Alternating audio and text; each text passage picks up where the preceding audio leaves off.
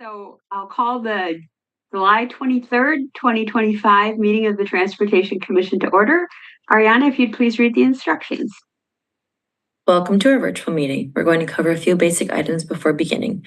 If you lose connection at any point during the meeting, you can reconnect by clicking the link or calling the number in your original email. To members and city staff. Members, if you are able, please activate your video and keep it on for the duration of the meeting. Staff, if you are able, please activate your video when you are speaking. Use the raise hand feature when you'd like to be recognized to speak or ask questions. Staff, click the raise hand feature when you are asked a question. The chair will do their best to call on committee members in the order in which hands are raised.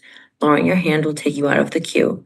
Members of the public who have registered to speak, the name you entered in Zoom must match the name you entered in registration. You will remain muted until called upon. The clerk will tell you when your time is up. After speaking, a member of the body may ask you a question. If you need to share documentation with the commission, please send it to the email listed on today's agenda. Right. Chair, the floor is yours.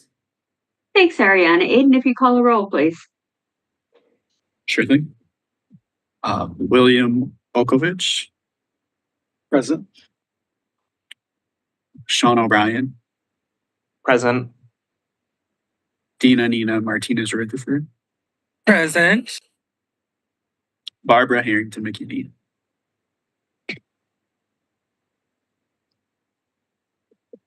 Ann Kovich. Here.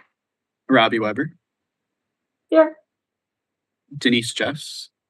I'm here. Pepe Barros. Here. Chris McCahill. Here. Kaylee Jameson. Here. Lynn Olson. Present. And then Bill Bremer and Harold Clemes are excused. Thanks, Aiden. Kaylee and Lynn, with Bill and Harold gone, you're both able to make motions and vote as alternates this evening. So you're moved up into the voting member category.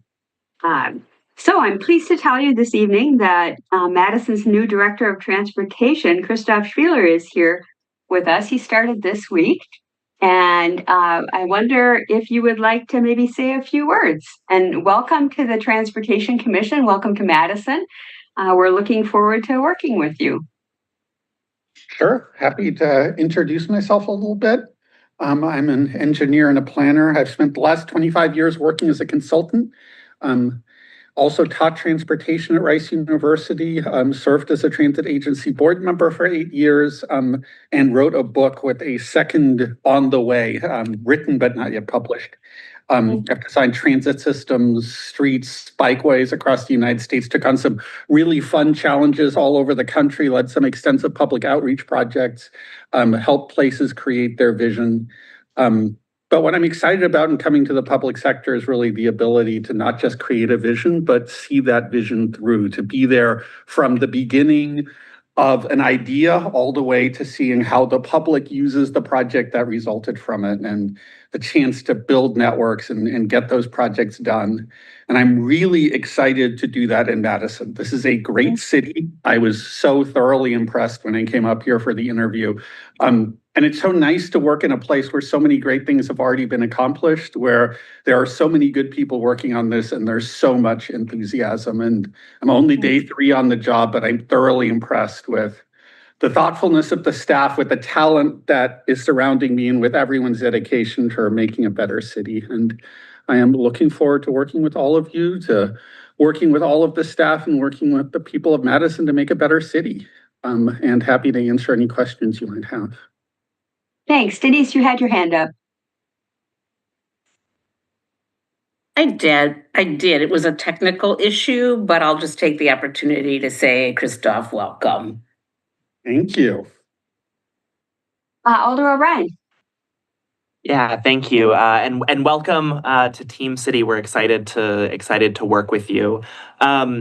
I'm curious, you kind of touched on some things that you're excited about, but are there any specific projects or areas that you're particularly excited that you kind of see on in the horizon in the upcoming year or two, like more specifically, and also kind of on the flip side of that, are there kind of any big challenges that are kind of piquing your interest in the first few days that you're kind of, I wouldn't say concerned about, but I don't know, just kind of.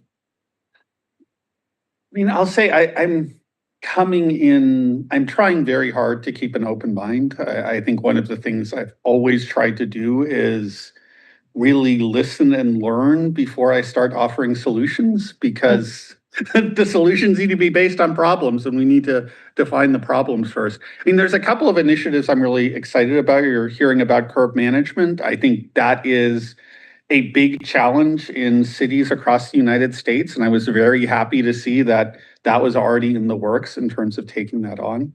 And there's a couple other ongoing, I mean, obviously the BRT project is a great project and will take a lot more thinking to make it happen, a lot more work to make it happen, but I'm very excited about that one.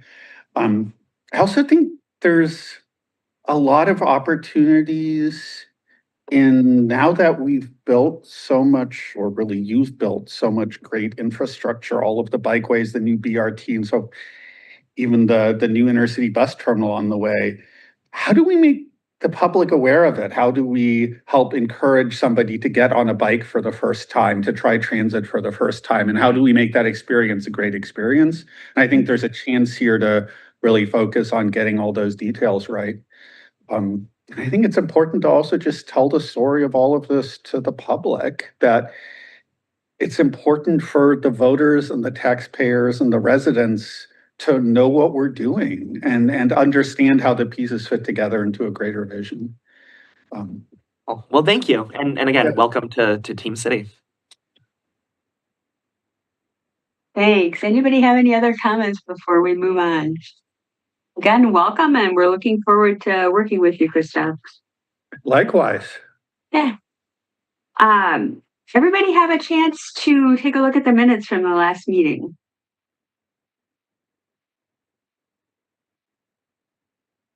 If so, we need a motion. Chris, Move approval of the minutes? Pepe. I'll second. Okay, there's a motion and a second. Is there any discussion? Okay, seeing no hands, I'm going to assume a unanimous consent vote unless anybody wishes to vote no or abstain. If so, please raise your hand. Okay, motions, Denise. Yeah, I need to abstain because I was on vacation for that meeting. Okay, so we'll show Denise abstaining. All right, thanks. The motion still carries. Okay, we move on to item 1. I believe we have somebody registered to speak. Is that correct, Aiden? That is correct. Yep. Okay, We have Steve Books of Spruce Street, registered wishing to speak. okay, go ahead. Oh, yes, hello. Hi, Transportation Commission, and welcome new staff. Yes, I'm Steve Books of Madison, and I'd like to bring up a question about vehicle idling, and more specifically about police vehicles that idle. And I know they can't help it sometimes, but do they really have to sit outside the Madison City County building in July this month, idling with nobody in the vehicle? So I don't know if this is the right commission to talk about this, but I'm going around a couple of commissions asking about this. And I'd like to see if there's a different type of technology of a vehicle that fleet could purchase that could run all of the electronic equipment in police vehicles so that the vehicles do not have to sit for many hours idling, you know, if they have to be on standby or if they're on watch or something, or I'd like to say they're on a stakeout, you know, whatever. But that's my question. And I don't know if people have seen like a vehicle idling in a parking lot, like at a grocery store and nobody's around the vehicle. The person's obviously inside shopping and there the vehicle sits. So is it a difficult situation for Madison police to enforce Madison's idling ordinance when the police vehicles happen to idle so much too? So I hope you got a chance to look at my email I sent. I sent two different vehicles that are for sale on the auction, out of the auction that happens out of Mount Horeb. So the idling hours, one vehicle was a 2020 Dodge, and it had 136,000 miles on it that idled over 6,000 hours. And so the other vehicle idled 8,000 miles, and it only had 78,000 miles on it. So that kind of tells you that it's not based on the mileage. So I guess the question remains, could City of Madison vehicles be switched to a different type of technology? I don't know, electric, or in the future, possibly a fuel cell car, that you could use different technology so the vehicle would not be idling, as we know, to help our air quality and carbon emissions. So that's my question. Thank you. Okay, Chris, go ahead. Thanks. I don't know about other folks, but that was largely muffled for me. I would just say I think what the speaker was saying was calling to attention an interest in exploring other types of fuel and energy sources for fleet vehicles. We can't really answer your question here at this commission, but I'm sure staff are taking note of that, and there is a lot of work being done to move towards clean vehicles. Yeah, I was also having some difficulty hearing, but since Steve is registered, we will have staff reach out to you to make sure that we do proper follow-up and understand your concerns and make sure we get it to the right place. And we thank you for coming and sharing your thoughts. Okay, thank you. Anybody else have any other questions for the registrant?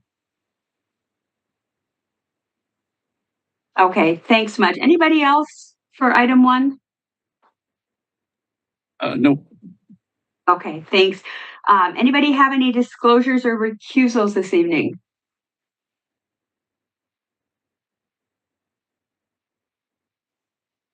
Okay, seeing no hands. I see Alder Harrington McKinney joined us, so I'll note that down. Next, we move on to item 2, update on WSDOT's project South Stoughton Road, and we have Michelle Howe here this evening, and I think Liz Callan is here as well. So Michelle, are you going to start us off? I think so, yeah. Liz, did you want to say anything before I get started? Go ahead. Thank you for coming. All right, Yeah. thanks. Yeah, thanks very much. This is a very important project, and there are a lot of people in Madison who are very interested in the project and getting their thoughts out on the table. So thanks so much for coming, Michelle. Yeah, definitely. All right, can everyone see my screen? Yes. Okay, awesome. So my name is Michelle Howe. I am the Major Studies Supervisor for the Southwest Region WSDOT office. So I'm here tonight to talk a little bit about what we presented at our public meeting last week, and I'll also give an overview of the study process, purpose and need, and the current study status. For those of you who had attended the PIM, this is going to look very familiar to the presentation that was running on a reel last week. But feel free to reach out with questions and follow up on that. So I'll go ahead and get started here. I did want to note too, we had great turnout from the meeting. So we had over 130 people join us at our public meeting at La Follette last week. So it was great to see good turnout and to work with the city and the MPO to have representatives there as well on the Northeast or the Southeast area plan and round trip. So great to have that collaboration with our public meetings. All right. So the US 51 study, just kind of give some overview on what we're talking through here, extends for 4.4 miles from Boges Road, Terminal Drive in the village of McFarland up to just south of WIS 30 in the city of Madison. So this corridor is also adjacent to the city of Monona and the town of Blooming Grove. Taking a little bit of a look at existing conditions. So US 51 is an important roadway for statewide, regional, and local travel, and is a primary north-south route through the east side of the city of Madison. So we're providing access to both commercial businesses and neighborhoods in this area. Current traffic volumes range from 34,000 vehicles per day in the south by the Beltline to near 48,000 vehicles per day between Broadway and Cottage Grove Road. So the existing corridor has 2 to 3 travel lanes in each direction. The speed limit, as you can see in the graphic there, transitions from 45 mile an hour in the north end to 55 to just north of Broadway and Milwaukee Street. We also have frontage roads that provide access from the south of Flom to just north of Buckeye. This has a rural cross section today, so ditches are used to drain throughout the corridor. So as with any study, we start with a purpose and need. And so this slide will just give a high level overview of what our identified study purpose and need is. So we are looking to address safety, mobility, and connectivity primarily here. So I'll just read real quick the purpose statement. The purpose of the US 51 study is to improve safety and mobility for all modes of travel and to improve community connectivity guided by local plans and goals. So I have just one slide here on purpose and need. I will direct everyone, if you're interested in learning more about the details of that, our website has a lot of exhibits that go through that different needs in more detail. So this is probably familiar for many of you on the study process, but I did just want to give a quick overview of the process that we're following here, and which all starts from brainstorming potential improvement options that can address that purpose and need that we just talked through. So the most feasible concepts are then formed into conceptual alternatives, which is where the study is at today. So our meeting last week focused on intersections. Back in November of last year, we talked about corridor-wide concepts. So these last 2 meetings have both focused on the higher level concept alternative phase. And what we're looking to do is use the feedback that we get from both of those meetings to then narrow down to detailed alternatives. And those will be the ones that we'll then look at in more detail and have a higher level review of as we move forward. So again, feedback from November as well as this meeting is really helping to inform the decision making for what different corridors we take into detailed study. Did want to just give one quick overview slide on what we covered back in November. So we have had 2 meetings to focus on the concepts. So in November, we talked about corridor concept alternatives, and those what we presented these 5 options in addition to the no build. So they range from a 45 mile an hour corridor with no new intersections or direct driveways onto 51 to a 35 mile an hour corridor, which would introduce new intersections and driveways directly onto 51. Each corridor concept will include a north-south shared use path for bicycles and pedestrians. The exact location is to be determined, but we work closely with stakeholders, including city staff, as we're working through these detailed alternatives to look for the best locations for that accommodation. So the detailed alternatives that include more of that bike ped detail will be at the next public meeting. And all of the information from our 2024 meeting is on the website. So if you're interested in seeing some more information from corridor concepts, that would be a good place to look for that information. So as I mentioned, today we're going to talk about different intersections along the corridor and looking at 3 different types along US 51. So first, our traditional intersections. So those exist today at Vosges Road, Broadway, Flom, and Buckeye Road. So those intersections could remain traditional intersections or with added mainline turn lanes and things to improve operations. Next, on the far right side of the screen, we have interchanges along the corridor. So those currently exist at the Beltline, Cottage Grove Road, and Buckeye Road. So these locations could remain interchanges with longer lanes for slowing down and speeding up to merge and addressing some geometric issues that we have on some of the ramps.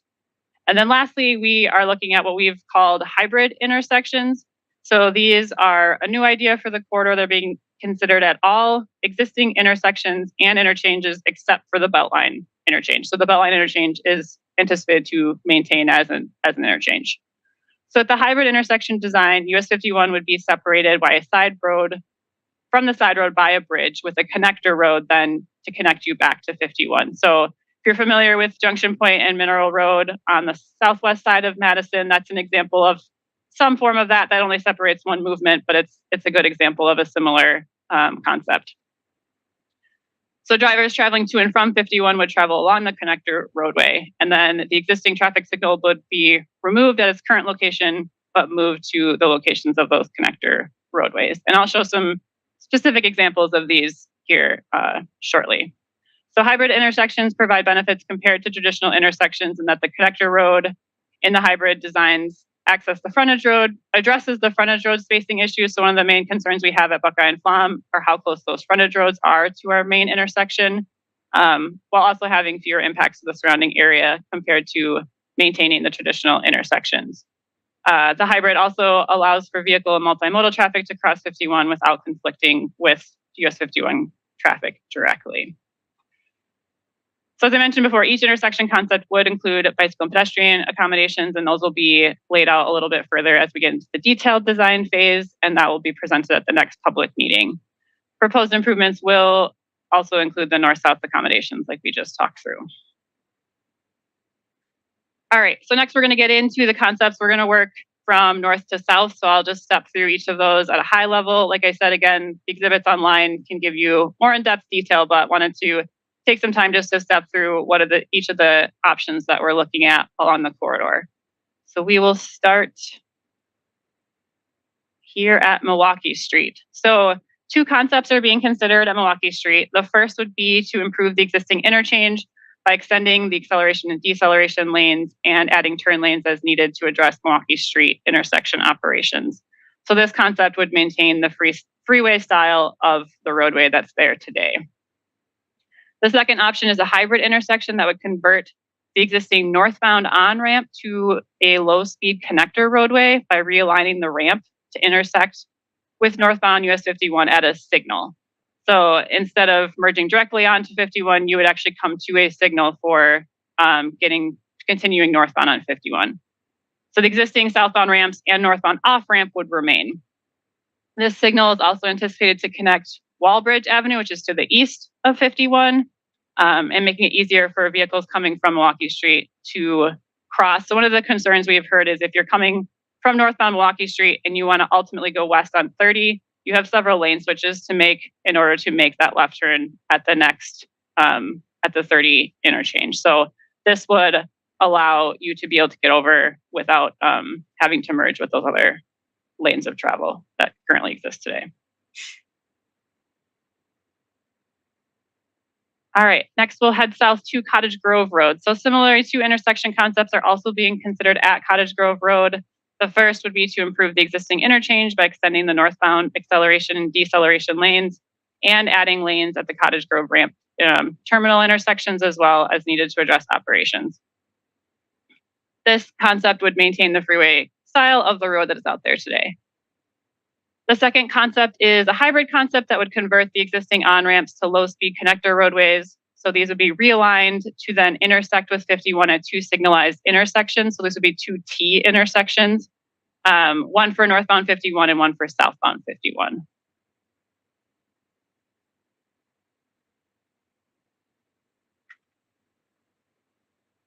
I didn't step through, but we do have a legend there at the bottom of the screen. I probably should have mentioned that first. So that's working to try to show some of the main components of these concepts, looking at frontage roads, the mainline roads, and different turning movements that would be allowed at the intersection. But feel free to stop me if you guys have any questions on the graphics or anything that I'm talking through. Michelle, I believe we have 2 people registered to speak. So what we would typically do is go through the presentation all the way and then hear from the registrants and then have discussion. Okay, that sounds great. All right, so now we are on Buckeye Road. So heading south, this is an existing at-grade intersection today. So we have 3 intersection concepts under consideration here. The first option would be expanding the existing intersection with additional lanes to address congestion issues. This option would require relocating the existing frontage roads, those are the ones shown in pink, away from the US 51 to achieve safer spacing where we do have safety issues with where those currently come in to Buckeye Road. Additionally, we have 2 hybrid intersection concepts that are being considered. Both would remove the existing intersection and lower 51 under Buckeye Road. So a bridge would be constructed along Buckeye Road, which would remain at its current elevation to minimize impacts. And that bridge would allow vehicles and multimodal traffic to cross 51 without conflicting with mainline traffic. The first hybrid connector uses one connector road located in the southeast intersection or southeast quadrant. So this is where SSM Health is located. And that would reroute all turning vehicles to and from the connector roads onto 51. The connector road intersections would be located just south of Buckeye Road, and the west connector the other option that we're looking at is the 2 connector hybrid. So this would be right in, right out for both locations. So you would use either the west or east connector roadway, depending on where you were headed ultimately along 51.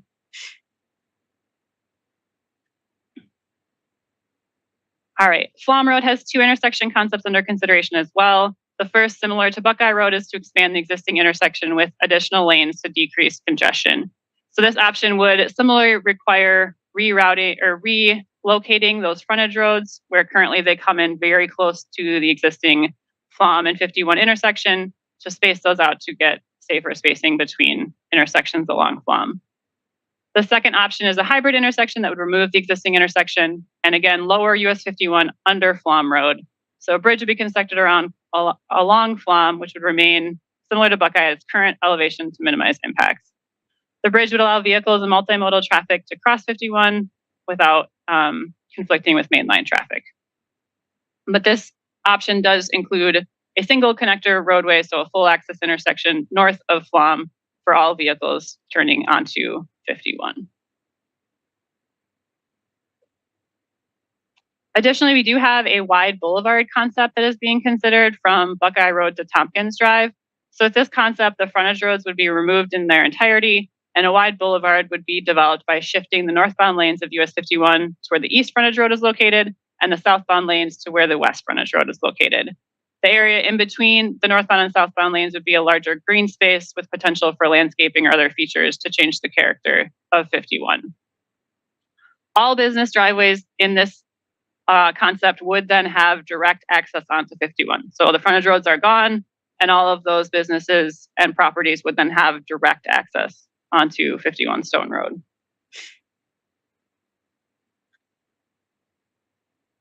All right, next moving south to Broadway. So Broadway is an existing intersection. One of the issues we have there is its proximity to the Beltline ramp terminals and operations issues with the spacing of those 2 intersections. So Broadway has 2 intersection concepts under consideration. The first is what we're calling an offset T. This would split the existing Broadway intersection into 2 T intersections. So the west connection would remain in its existing location as a T intersection. We would maintain a right-in to get to the park and ride there. You can kind of see that small leg there. And then the east connection would be relocated approximately 600 feet to the north. So that helps improve our spacing distance from the Beltline ramp terminals. And that would connect to Femrite Drive east of 51. And off the screen, there is potential some additional improvements that would be made. We looked at in detailed design with how Femrite aligns as you head to the east. So northbound vehicles on 51 would still be allowed to turn right, as I mentioned, into the Broadway intersection to access the Dutch Mill Park and Ride. And then the second concept that we're looking at is a hybrid intersection that would remove the existing intersection and raise Broadway over US 51. So 51 would remain at its current elevation, due to its proximity to the Beltline interchange ramps. So the bridge would allow vehicles and multimodal to cross 51 without conflicting with traffic. And then a connector roadway would be in the northwest and northeast quadrants to get access, right in, right out access back to 51. So the West Connector Road provides access to southbound 51 and uses the existing Copps Avenue. And then northbound 51 would be accessed from Femrite Drive, and an extension of Progress Road would be constructed to create that new connection between Femrite and Broadway. So that's this one shown here on the east. All right, we're getting close to the end here. So next up is the Beltline interchange. So the Beltline has 2 concepts under consideration. The first is expanding the interchange with additional turn lanes that are needed to address operations issues. No improvements would be made along the Beltline. The second option is to convert the existing diamond interchange to a diverging diamond interchange, or DDI. The DDI would shift traffic between the 51 ramp intersections to better accommodate the high volume of left turning vehicles that we see turning onto the Beltline. So 51 traffic would cross the opposite side of the road through the interchange to allow for free flow movement of those left turning vehicles, which would improve operations and safety through that interchange. There is plenty of additional information on DDIs on our exhibit boards, or if others have questions, I'm happy to answer those as well. And our last stop is at Voges Road Terminal Drive. So this is just south of the Beltline. So there are 3 concepts under consideration at this location. The first is expanding the existing intersection with additional turn lanes as needed to address operations issues.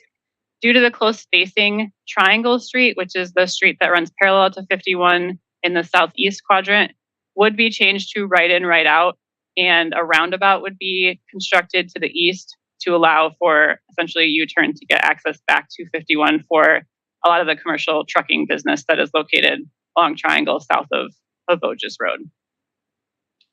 We also have 2 hybrid intersection concepts that are being considered. Both concepts would raise southbound 51 over Voges Road Terminal Drive, which would remain at its current elevation. So the first provides a connector road northwest of the existing intersection along the existing Terminal Drive access road. This new connector road intersection with 51 would be a right turn only and provide access to and from southbound 51. And then northbound 51 traffic would continue to use the existing intersection with Voges Road Terminal Drive. So this hybrid would also change access to Triangle Street and Dutch Mill Road and would also construct that roundabout similar to what's being shown in the North Hybrid connector. And I will note too that we work closely with Monona and McFarland as well. So this being in the village of McFarland, we've been working closely with them on their development and what different options they'd like to see at this location. All right, so next steps. So a high-level study schedule is shown on this slide. So the feedback certainly that we're getting in this round of public involvement will help us narrow intersection concepts that will be carried forward. So those concepts will be combined with the compatible corridor concepts that we presented back in November and merging those together to develop our detailed design alternatives that we will evaluate. We do anticipate a 4th public involvement meeting to be held in either late 2025 or early 2026 to present those detailed alternatives and get an additional round of feedback on those. And so that feedback will help us identify a preferred alternative for the corridor, which would eventually be the alternative that WSDOT would propose to move forward with and eventually construct if we received funding for that. So the environmental document for the study is anticipated to be published in late 2026, and that would be followed by a public hearing. Once the document has been signed by FHWA, the project could then be approved for final design and construction. The study is anticipated to be completed in 2027, and with that, the earliest construction of a preferred alternative is anticipated to be in the early 2030s. So in terms of contact information or where you can go to find more information, so Jeff Behrens is our project manager for this study. His contact information is on this slide. Also welcome to contact me as well with any questions. I did include this QR code will take you directly to our website. We have a survey available now to the public through August 15th. So both for taking that as well as sharing that around with others to participate and give feedback on the study would be greatly appreciated. And with that, thanks so much for allowing me to give an update and happy to take any questions. Great. Thanks, Michelle. I think, Liz, do you want to make your comments? And then Aiden, I believe do we have 2 people registered to speak? Is that correct? That's correct. Yep. So Liz, do you want to make your comments? And then we'll go to the comments from the public and then go to questions and discussion from commission members and any other alders who might be on.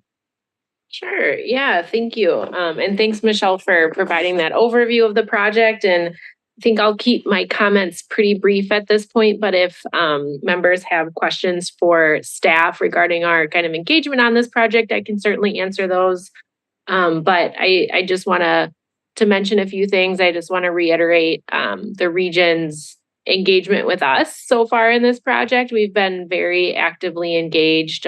We've been included in the design meetings, so we've been kind of close to this process as it's moved forward.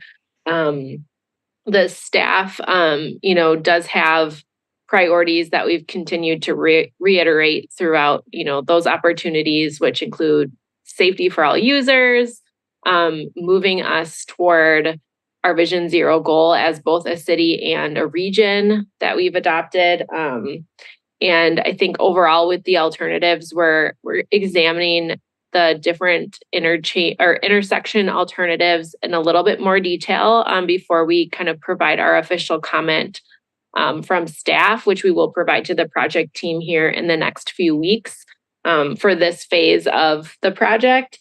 But generally speaking, right now we do really like the wide boulevard option in the central part of the corridor, and the project team is aware of that. And we've been discussing, some of the different, trade-offs with that and some of the concerns that we'll have to address as this probably moves forward, as well as some of the general preferences for the other intersections would be to generally move away from the interchanges as much as we can. Because just kind of removing that interstate-like feel to this road is something that we see as a real safety benefit to slow traffic, and particularly because we are looking at introducing bikes and peds to this corridor where we currently have very, very limited accommodations for bikes and peds. So keeping that in mind and having a design that really reflects not just the availability of a sidewalk or a multi-use path, but creating a place where people do want to bike and feel comfortable biking and walking and rolling and connecting to transit where it does connect in different places in the corridor. So I just want to kind of provide those overarching thoughts from staff. But as I said, we are kind of still working through our specific comments, and we'll provide those and continue to engage with Michelle and Jeff and with the Transportation Commission, as well as you guys are interested in hearing from us on this project. Yeah, thanks, Liz. Tom Lynch had been coming to talk with us about what the city is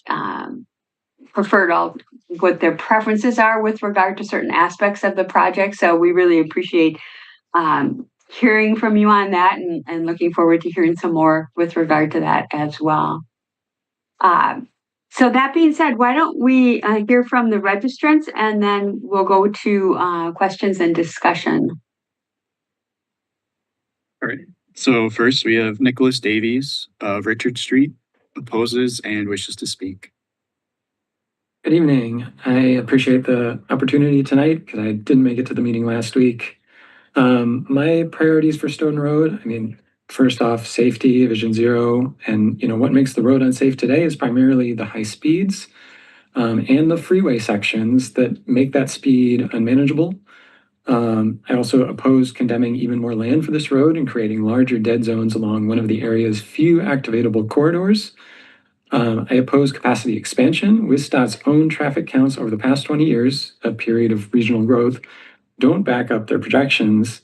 And those projections also ignore the role of induced demand and how expansion isn't a solution to congestion or safety concerns.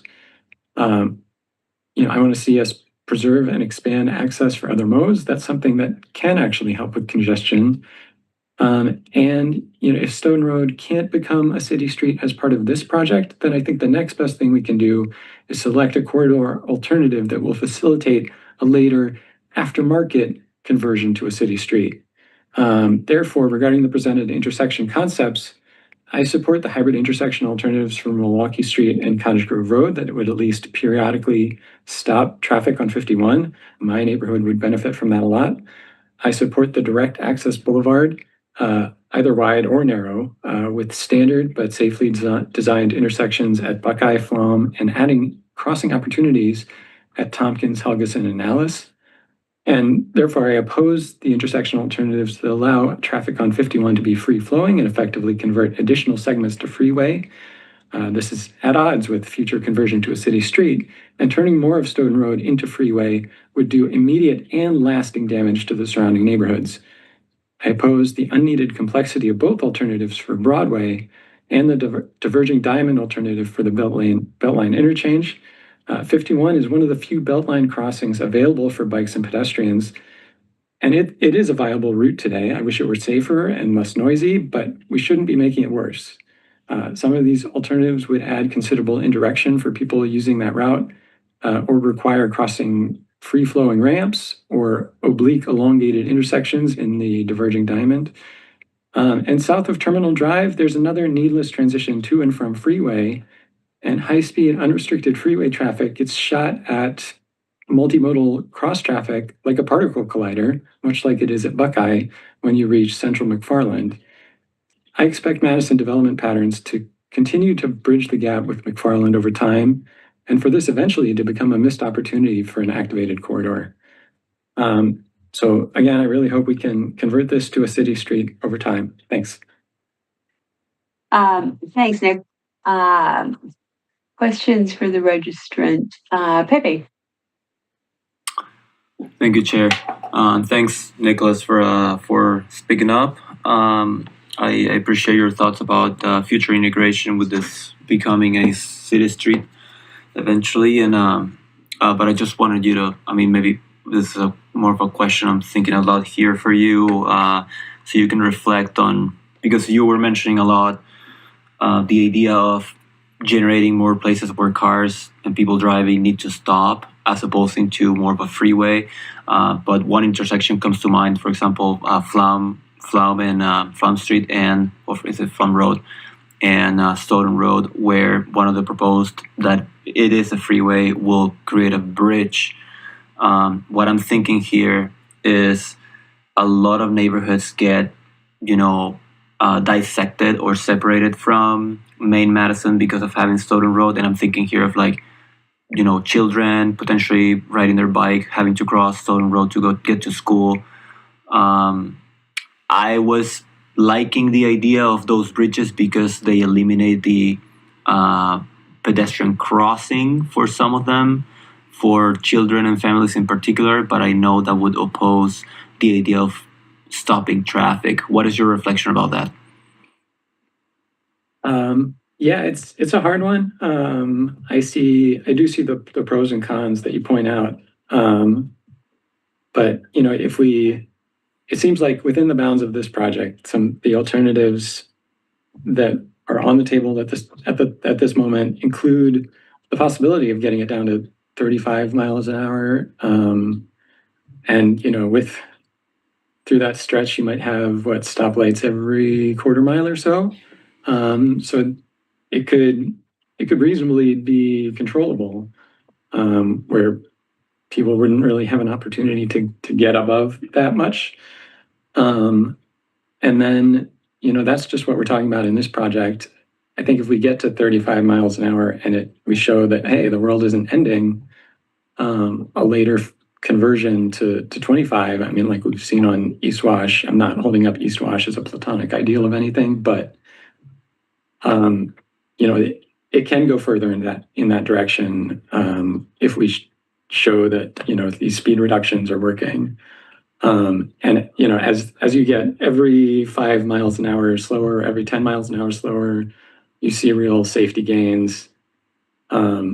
So even if the intersection is wide, I think if people are actually going 25, it could feel okay. Versus with the overpasses, you would still have intersections on either side for the frontage roads. I think you would still have to have frontage roads involved in that situation. So there would still be intersections to navigate. You would have kind of additional complexity of getting to some of those destinations on either side, as a bike or pedestrian. This is kind of where I lean right now. Those are kind of my thoughts. I don't know. Thank you, Nicholas. Yeah. I guess my reflection here, based on your thoughts, would be that, I get the idea of a freeway versus potential city street, which, in my opinion, I would love to see Stoughton Road become more of a city street in the future. I agree with you on that. My concern or my highlight there would be, I didn't see any options so far that have instead of a big boulevard in the middle, having bigger boulevards on the sides and getting the direct driveways as another option. I'm just trying to think how to shorten the distances people have to cross. But anyway, thanks, Chair. Thanks, Nick. Thanks, Pepe. Other comments or questions for the registrant?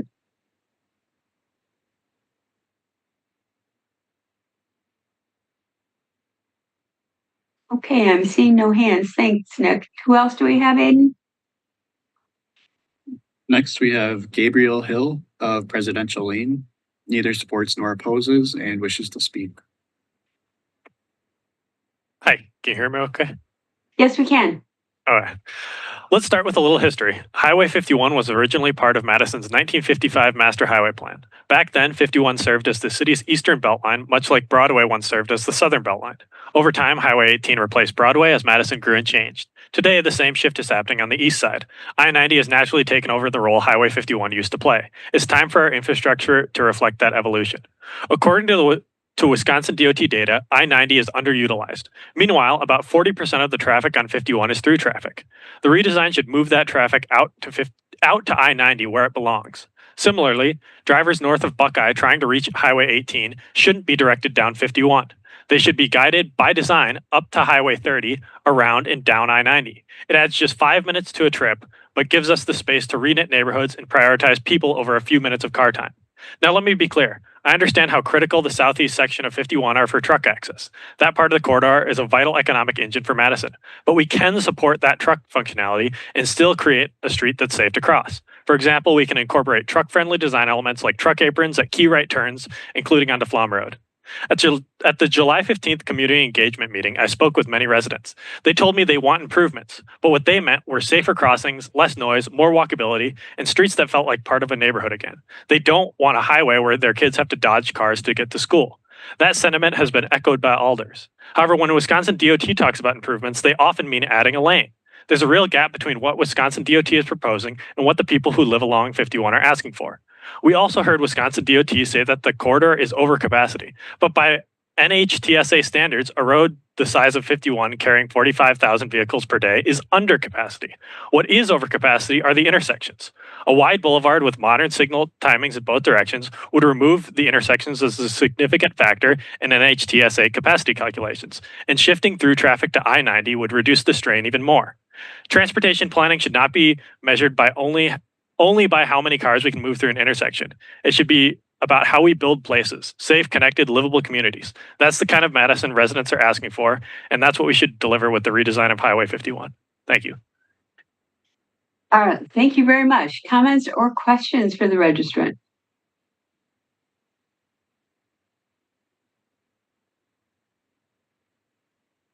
Alder Okovich. No questions. I just wanted to say thank you for the comments. Yeah, thanks to both for coming this evening and sharing your thoughts with us. Any other comments or questions for the registrant? Okay, thanks so much. All right, why don't we go to general discussion and questions for both Michelle and Liz. Alder Martinez Rutherford. Hi, thank you so much for the presentation, Michelle, and thank you for your comments, Liz. I also want to thank Gabriel and Nick for their comments. I will say, as the alder who has the biggest stretch of Stoughton Road, that I agree with both of the commenters on a lot of the things that are there. I'm grateful to see bike ped infrastructure included there, especially at Flom and Buckeye, just knowing that that's been really hard for students and pedestrians and bikers to cross there, and anyone with a mobility device to cross there safely. I feel like that's a high priority. Currently, I'm leaning towards the wider boulevard. But Michelle, I'm kind of curious. I know that I have several constituent businesses in on that stretch that are currently in build out. Now, I know this isn't going to start for several years, but I'm just curious about the considerations we take for the business owners, especially the ones that are investing a lot of money in their properties right now. And are there any things that we can do to just make it a little lighter and slower? As somebody who travels down Stoughton Road pretty frequently, the speeds are outrageous. And that always leads to less safety for those who are obeying the rules and going the speed. So just your comments on that, please. Yeah, certainly. So I think that's where some of the stuff we presented back in November that talks about the different corridor concepts, and it'll talk through the typical sections. So certainly some of the things to try to encourage slower speeds is moving to an urban cross section. So right now we've got no curb and gutter out there. So we tighten up the lanes, add curb and gutter. That's certainly one way that we're showing with some of the lower speed options. All of our alternatives, hybrid or remaining at grade, would continue to maintain intersections throughout the corridor. So even if we have your hybrid at Buckeye and Flom, for example, those still have full access or right in, right out access signals. So we maintain signals along. Some of our slower speed options are, as we mentioned with the wide boulevard, looking to add additional access points. So that's adding more access to work to change the character of the roadways. Those are a few things that we're looking at with those lower speed alternatives. But as you mentioned, all of our alternatives are proposing to lower the speed. So we're looking at just 35 and 45 mile an hour corridors, whereas today Buckeye to Flom is 55. Awesome. Thank you so much. Okay, thanks, Alder. Alder O'Brien. Yeah, hi. Thank you so much for coming out, and I've been paying very close attention to this as I drive down Stoughton Road every single day, at least twice, sometimes many more times than twice. And so I have been talking with a lot of folks. I also have quite a large stretch stretching from Buckeye Road. Actually, technically from Cottage Grove Road all the way down to Voges Road and even further. What outreach are y'all doing to businesses directly? I've attended the business walk, and I've been also meeting with some of the businesses that are on Stoughton Road, and many of them had absolutely no idea that this study was happening. And I know that, there might be postcards being mailed out, but I also get a lot of junk mail and postcards and things like that mailed, and I don't necessarily pay attention to that. So can you talk a little bit about, what outreach y'all are doing to businesses directly? And then also same goes for, La Follette and Senate, because I know that they have a lot of kiddos who are trying to cross at lunchtime and parents who are trying to get their kids there. So I'd be curious to know, what outreach are you doing to the businesses and then also to the schools? Yeah, great question. Actually, so we've got the same committee to work with both of those that you're concerned about. So we have 3 different committees that we work with that we have established for the study. So our technical advisory committee, that includes a lot of staff from municipalities, as well as just other technical experts in the area. We've got our local officials. Obviously, that one is where a lot of you are involved. And then we have our citizens advisory committee. So that one is where we're working to reach out to businesses on the corridor, and also we do have representatives from the school. I'll say we've got lower turnout in general on we call it a CAC, our Citizens Advisory Committee. We've had some good conversations. We've been on site with Farm and Fleet and Madison Truck, I think it's called. Those 2 businesses have reached out and asked us to, they wanted to show us their operations, how they use the frontage roads, etc. So we're certainly working through that Citizens Advisory Committee to work with larger businesses. SSM Health and some of those have been engaged throughout. But certainly, if you have businesses that you think you would like us to reach out to, we're more than happy to have meetings with different businesses and even include them at even this point in the study on that Citizens Advisory Committee. But that has been our main. We've got the chamber and some of those, links to businesses as well on that Citizens Advisory Committee. Great. And then are the school members who you've invited, are those through the district, or are those actually administrators and teachers and staff at the schools? I will confirm. I think typically what we've been doing is including the principal from each of the nearby schools, as well as I believe MMSD has like a safety. I can't remember their exact title, but there's someone related to like safety for transportation that we've been coordinating on. But I can coordinate with Liz and get that exact list to you guys of who from the schools we've included on our CAC committee list. Okay, perfect. And then, I have another question because I am very concerned about speeds on Stoughton Road. I mean, I got an update from MPD on some traffic that they're pulling over, and there are speeds, in the 90s and hundreds that they're pulling people over for. And I know that we want to talk about reducing speeding and speeds on Stoughton Road, and we're talking about partially increasing lanes in some of these, and then reducing signage, or having signs that say 35 miles an hour. Can you talk a little bit about, and you mentioned this a little bit, like the curb and gutters and stuff like that, but what other like infrastructure, and also like some of it, like not even infrastructure, like trees and whatnot, are you considering to slow speeds in another way? Sure. Yeah. So context, as you mentioned, is a lot of what we would like to change. So certainly what's within our purview is, narrower lanes that would be considered the curb and gutter. So we have community sensitive design funds that we work with the city that is where landscaping could be included. So what we do is there's a percentage of the overall construction cost, and then there's a cost share that works through different elements that can be used for community sensitive design. So that could be anything from artwork, park benches, but landscaping is another option. So that's an avenue that we could look to add additional landscaping and trees that could also promote lower speed. So that's something that we'll work with the city throughout the design process on how they want to use those funds. But that's the avenue for landscaping, like you mentioned.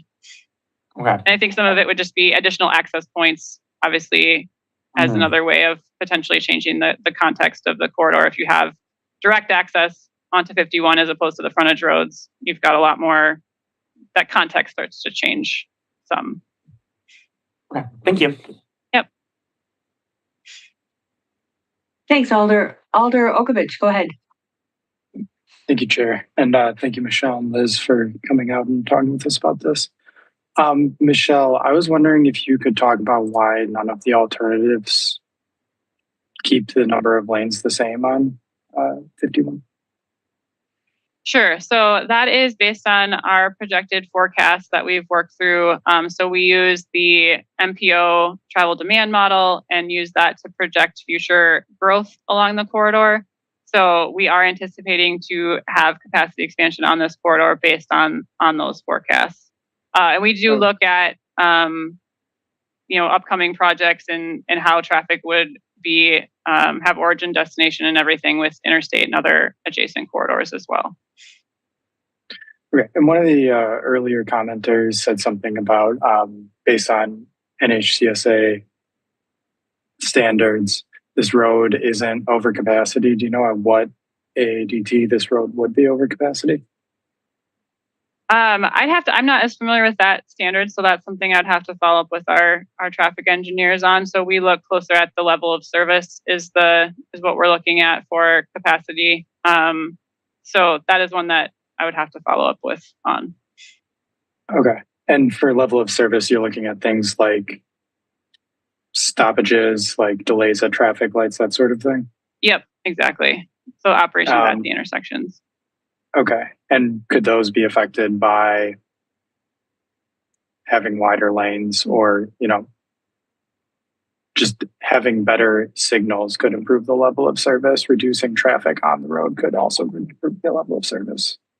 Is that wrong? We certainly we definitely look at optimizing the signal timing with the existing configuration, and as well as looking at sometimes we can address the issues by just adding turn lanes, for example. It depends on what the different issues for the operations are and where the throughput is at a given intersection.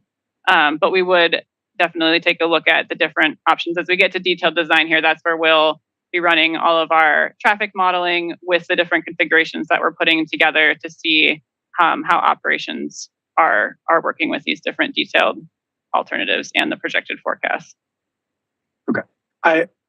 The reason I'm asking these questions is I'm looking at the past or the traffic counts that WSDOT has for this road, and they're barely changed over the past 20 years. And even the projections that you have, the increase is, 25% over the next 30 years, but it doesn't feel like that matches with the past growth over this road. It's essentially flat. And so I'm just curious, do you think those models are accurate? Do you have confidence in them? Yeah, so I think, again, the models are coming from, we take the MPO, so the Greater Madison MPO travel demand models, and those are what we're using to create our forecast. So they project based on DOA, does their annual projections for growth. Dane County is anticipated to see a lot of growth as we see the growth in urban areas across the state. And so that is how we base our projections. Okay. So, Madison has already seen a lot of growth, and that hasn't been reflected in the traffic counts for this road. So that's sort of what I'm thinking of. On another note, for the boulevard concept, I want to just echo something that Pepe brought up earlier, which is that for the wide boulevard concept, and you are taking the roads and you're moving them closer to the frontage roads, but from the perspective of somebody who's trying to cross that road, and from the connectivity of the neighborhoods on either side of Stoughton Road, and this is something that is one of the major design goals, is trying to increase the connectivity across it. If you move the boulevards closer to the frontage roads, you still have the same distance that somebody needs to cross to get from one side of Stoughton Road to the other. And so are you considering at all moving the boulevards closer together and just increasing the driveways? So we looked at that a little bit. One nice thing that we have here with the wider boulevard is that by separating those two intersections, we have two smaller intersections, as opposed to if we move them closer together, we're essentially going to have a single intersection for northbound and southbound traffic. But separating them, we've got about 300 feet that we have to work with in that existing right-of-way. And so now we have two smaller intersections working independently, still working together, but working as just taking care of their own traffic movements as opposed to a single intersection. So that's one of the reasons for wanting to get as much separation as we can. So essentially it would be similar to crossing two separate intersections with about half a city block in between that you'd be just traveling along that local cross street. So it would feel like you're crossing southbound one intersection, traveling about 300 feet along the sidewalk or bike facility, if you're biking or walking, and then you come to the second intersection. Okay. But I guess to me, from a pedestrian or bicyclist perspective, that's crossing one 3-lane road, going 200 feet, and then crossing another 3-lane road. And that does not feel imagining that in my head does not make it feel like it actually helps with connectivity. It feels like you're crossing two dangerous roads instead of one intersection. So. Before we go to Alder O'Brien, Liz, did you have something to say on that particular topic? Yeah, I just wanted to kind of add a little bit of context to, I think, what Alder Osowich is kind of getting to, and that's just the width of the right-of-way in this area. It's massive. And I think that's one of the challenges that this project has. I think we've all struggled with trying to think through what that would look like with a different cross-section that didn't include frontage roads. So sort of what happens to that extra space. I think, we've at a high level discussed, could there be future development that happened there? I think there are a lot of, planners who would like, to say there's opportunity, there's available land, but given that it is a transportation corridor, and given that, it's WSDOT's right of way, it's not the city of Madison's right of way. And then also that the way that the development patterns are, out there today. I think at least kind of after discussing it a lot as staff, we've kind of come to the conclusion that it does seem like it would be, the kind of the right of way with it sort of is what it is, if that makes sense. Like it's a challenge of this project, but we haven't kind of had any breakthroughs that have felt like they would really reduce that challenge that you described. So someone trying to cross that road still has to cross, whether it's two separate, almost like two separate roads with the wide boulevard concept, or, if they're closer together at the end of the day, that, I think it's around 200 feet. And Michelle, you can correct me if I'm wrong. I know it varies up and down the corridor, but it's a significant width. It's kind of a challenge, I think, regardless of the different alternative. But I do think the wide boulevard providing those smaller intersections to cross is something that staff, that is a benefit of that we see. I think we're all pretty much in agreement that would be a big benefit of that alternative, as well as if we could think through what the programming in the middle looked like. Could there be some green space that could be pleasant? Could it help with some of the traffic, signaling to traffic to slow down? I think that is yet to be determined and something we would still have to work through, but I think that is kind of the way that we've been thinking about it. And with the wide boulevard, the frontage roads would not remain in that alternative. So it would reduce the number of, or the amount of pavement someone would have to cross as well, with the options that don't include the frontage roads. So I don't know, I hope I didn't speak out of turn about the project, Michelle, but I just kind of wanted to provide that context too, because this has been, just a long process working through the corridor study to this point. So. Yeah, thanks, Liz. Thank you, Liz. And I mean, I will say, I think of the alternatives presented, the wide boulevard is the one I prefer. It would be nice if that right of way could shrink a little bit. I'll leave it. Thanks, Alder. Alder O'Brien, go ahead. Yeah, thank you. And y'all kind of started to answer this question, so I'm going to have to kind of change it on the fly here. So I agree. I think the wide boulevard is, kind of one of the preferred path, at least for me, moving forward with direct access in the future. But I'm concerned about what the middle of the wide boulevard contains. Right now, it's a weedy ditch, and it gets pretty full of sediment and trash, and it's not often mowed or maintained. And so I'm just concerned with having now a giant section of that in the middle. And I'd be curious to know, like, when are we going to be able to get a better understanding in the whole project timeline of what the middle section could look like? And is there any way that that could be used for development in the future? And would the state potentially consider that as an option moving forward? Sure. Yeah. So I think first, some of the things it might be used for is stormwater. So there is potential for stormwater ponds or similar that could be used in that area. As I mentioned, this is the CSD, Community Sensitive Design funding that could certainly be used to try to enhance that area.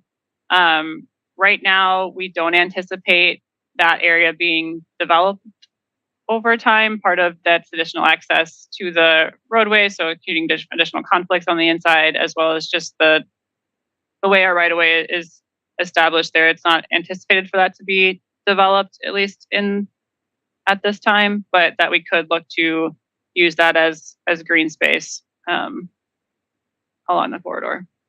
Okay. And then when will we have kind of a better idea of when that is going to be, have ideas about that, in the whole project timeline? Yeah. So our next public meeting will present detailed alternatives along the corridor. So that will at least be full lines on paper, roll plots that show what we anticipate for the corridor. Some of the details as exactly where, stormwater ponds or things like that would actually happen in final design. So it would be continued working with the city on how they want to maybe use the CSD funding, as well as we work through final design on the exact details of that. So I think certainly more detail would be available at our next public meeting that we hold that will give you an idea, but some of the finer details would not be until the final design, which would be in a few years. Okay, cool. Thank you. Yep.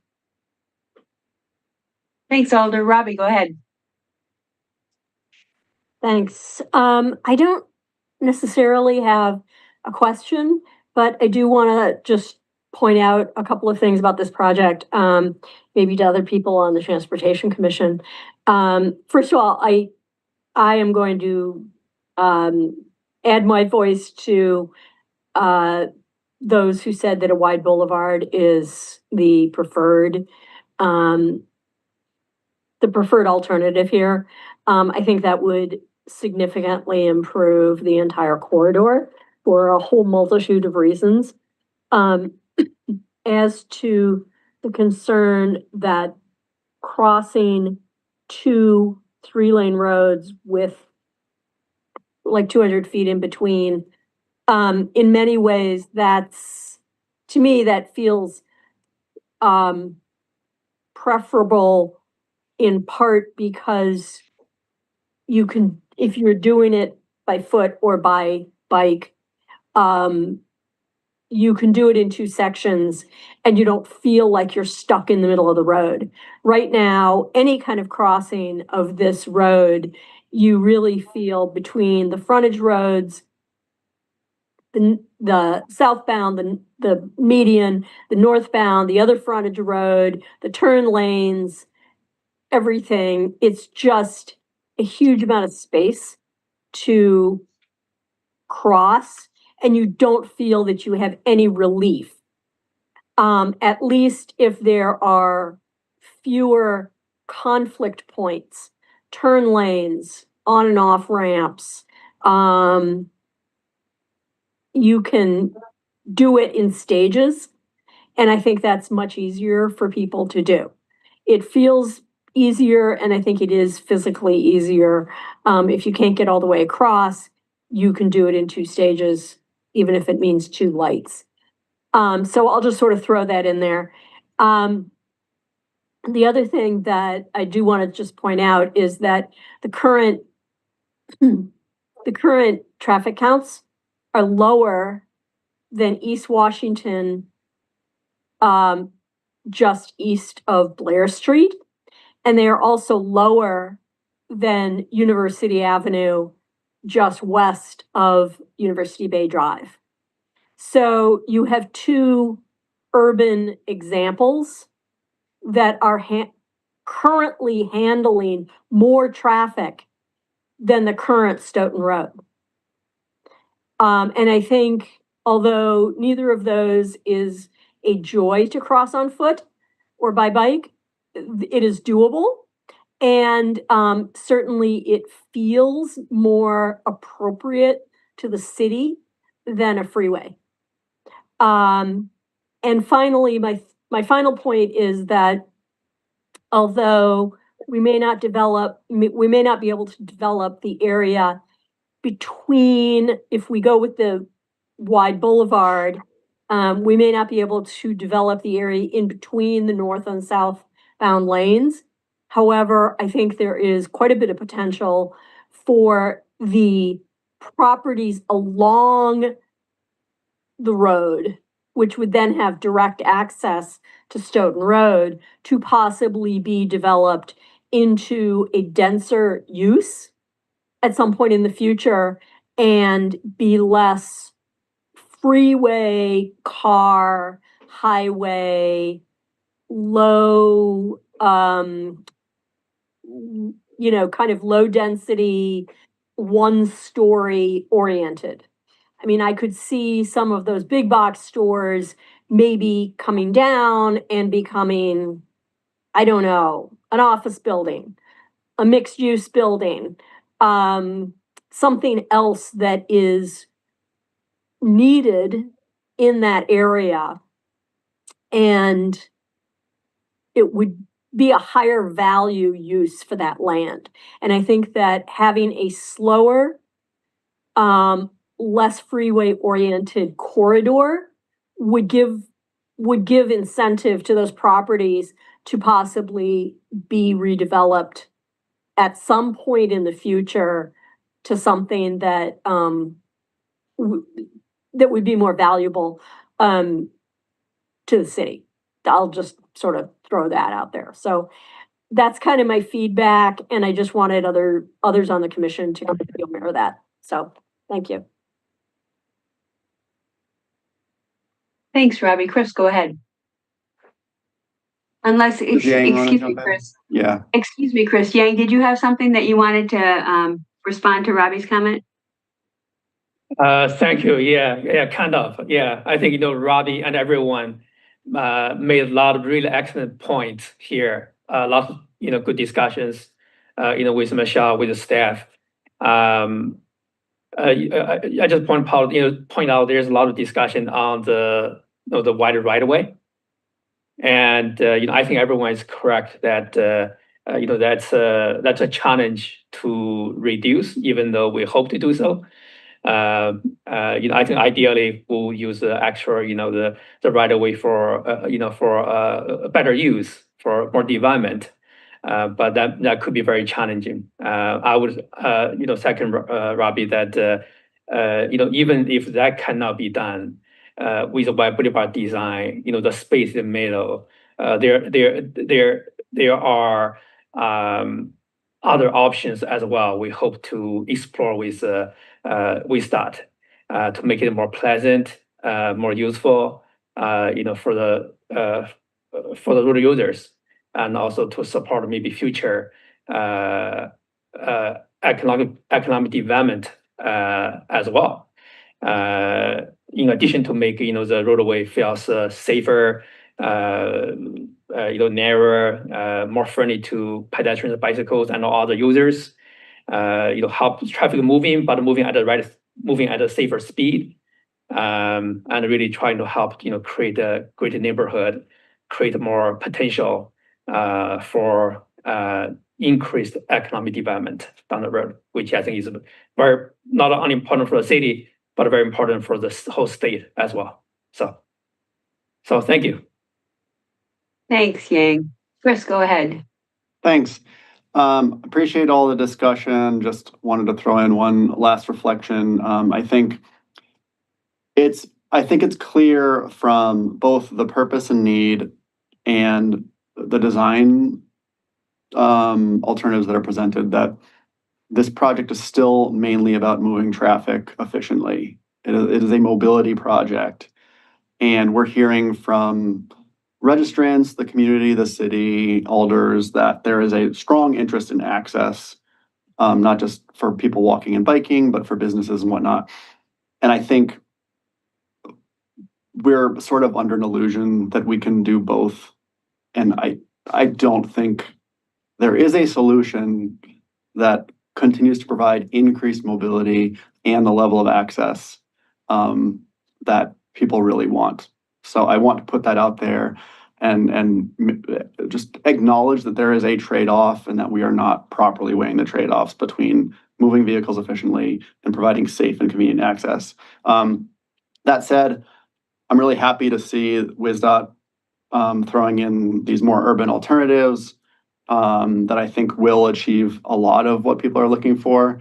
I think the wide boulevard probably is the best option of the ones presented.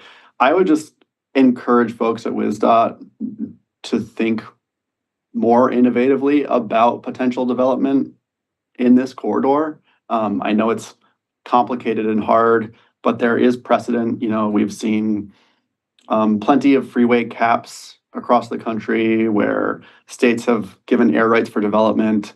We've seen like Rochester, New York, where the footprint of the highway was reduced significantly, opening up land for development. So there's plenty of precedent for taking unused right-of-way and figuring out how to allow development on it. So I don't want to take that off the table. I think that would make this a much better project. So there's years to think about it, and now's the time to start. Thanks, Chris. Other comments or questions and other responses from either Michelle or Liz or Yang?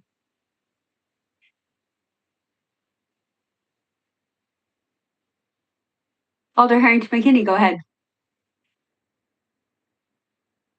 Thank you very much. Great discussions. And I don't know if I missed it, but was there any discussion about fatalities along the way? One of the things that Robbie spoke of that really got my attention is that freeway effect or feeling. And I traveled Stoughton Road and turned right there at Buckeye, and literally the speeds there are just tremendously fast. And I don't know if in the discussions, and I didn't hear it because I logged on late, has there been any discussion about fatalities along that stretch that we've been talking about? That's my question. Sure, good question. Yeah, I didn't get into the detail of the safety analysis that we did. That is on our website. I could try to pull up here. I believe so we look at 5-year periods when we look at our safety analysis, and I believe there were 3 fatalities over that 5-year period. But that information is on our website. So at the public meeting, we had detailed boards that focused on the safety needs. So as we had those 3 primary need categories, we have additional exhibit boards that I can point you to on our website here, which is that QR code that you could take a look at to get additional safety data and the needs that we collected. Okay, thank you. Sure. Thanks, Alder. Is that all you had then? I'm complete. Thank you, Chair. Yang, go ahead. Yeah, so I just want a little bit, to the safety data. Michelle is correct that the data is online at the state website, and what she said, were all correct. We've also been tracking, the facility, all the facilities in the city limits, right, including Stoughton Road, even though it's not controlled by the city, but it's used by our residents quite a bit. One thing I want to point out is that the Stoughton Road intersections, constantly pop, to the very top of our most dangerous intersections in the city. So that's why we are very interested in working with WSDOT, to improve safety, for our residents, and I really appreciate the collaboration of the state team with us on that. Thanks, Yang. And I was able to pull up, there were 4, I misspoke earlier, but here is the exhibit board that we shared last week that gives some of the safety statistics from when we did our 5-year crash analysis. And we continue to look at the trends. So every new 5-year cycle, we get additional data and look to confirm that the trends that we were seeing during the 2017 to 21 safety period are continuing to be identified as we get additional new data throughout the study. Thanks, Michelle. Other comments or questions at this point? A lot of great information, a lot of great discussion. We'll see it back again as we continue to have discussions. And clearly there are many opportunities for feedback outside of the Transportation Commission, which we talked about a lot this evening as well. So, Michelle, there are great opportunities to interact with the folks from WSDOT, and Liz, Yang, Christoph, everybody. There are always opportunities to interact with city staff as well as you have ideas or things that you wish to discuss.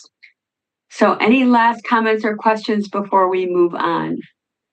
I was just going to say, I think this is definitely a project we'll be focusing a lot on. It's a big deal and a big opportunity and a chance to get things right and I think fix some historic wrongs. So we are very much focused on working with WSDOT and getting this right.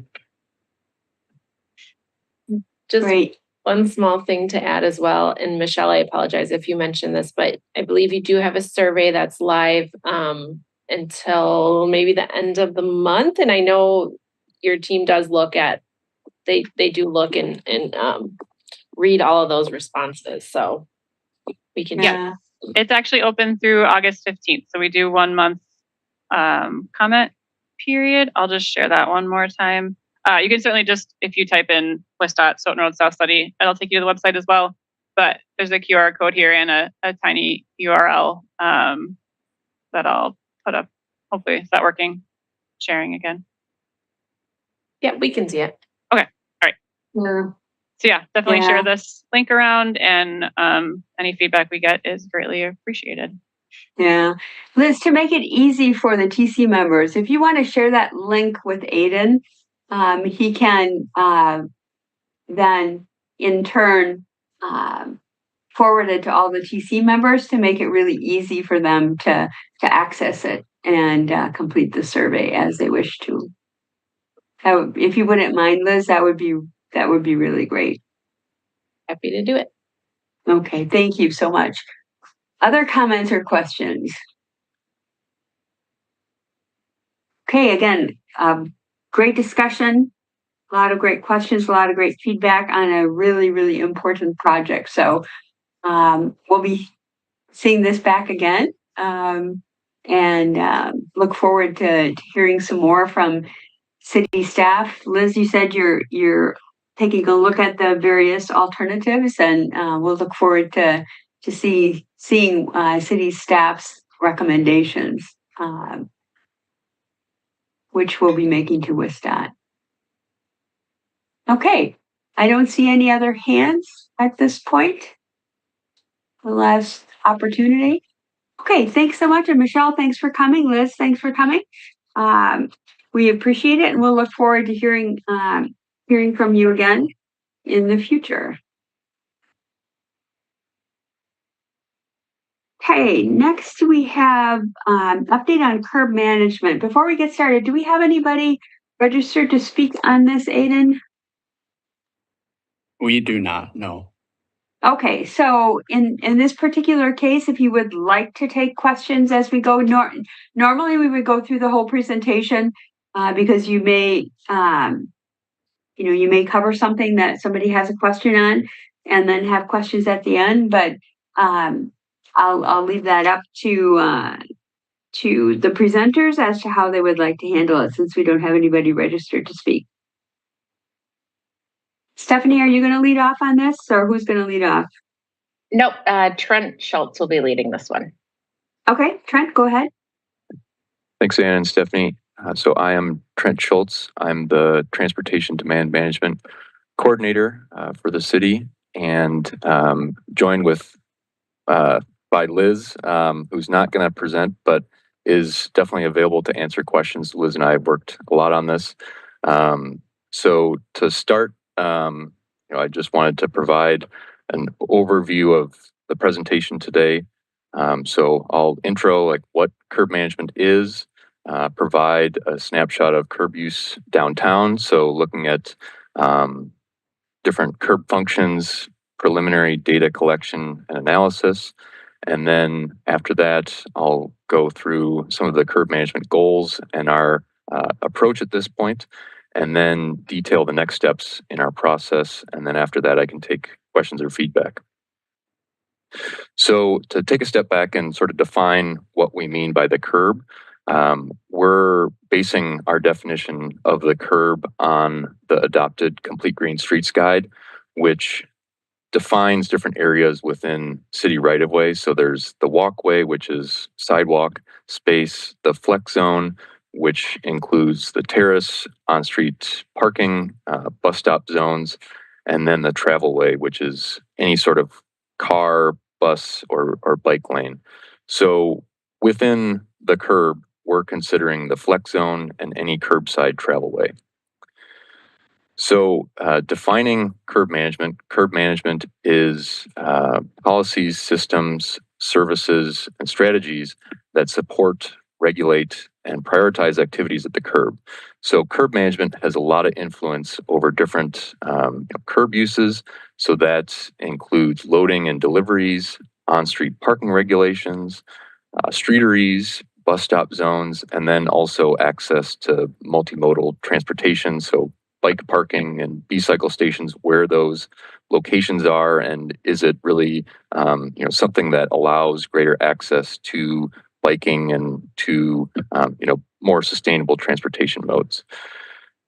Curb management is something that has been around for a bit, but is really picking up in cities across the country. And lots of professional organizations are establishing guides and white papers and webinars. So we're at the point now where we've looked at what the American Planning Association has for curb management best practices, NACTO, the National Association for City Transportation Officials, as well as the International Parking and Mobility Institute. And we're also looking at what cities have done across the country to set up their curb management plans or guides, and what sort of consultants they've worked with to provide digital solutions or just takeaways from their work on curb management efforts within other cities. And we also have taken a look into some of the past curb management related efforts here in the city.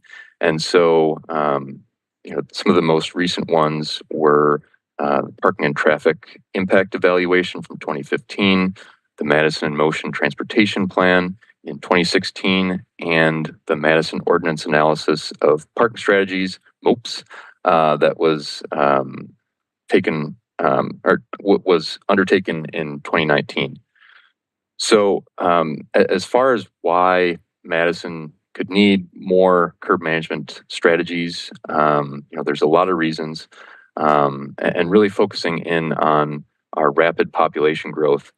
The Imagine Madison comprehensive plan predicts by 2050 we'll add over 100,000 people to the city, and using the curb space as is won't get us to where we need to be to accommodate all that growth.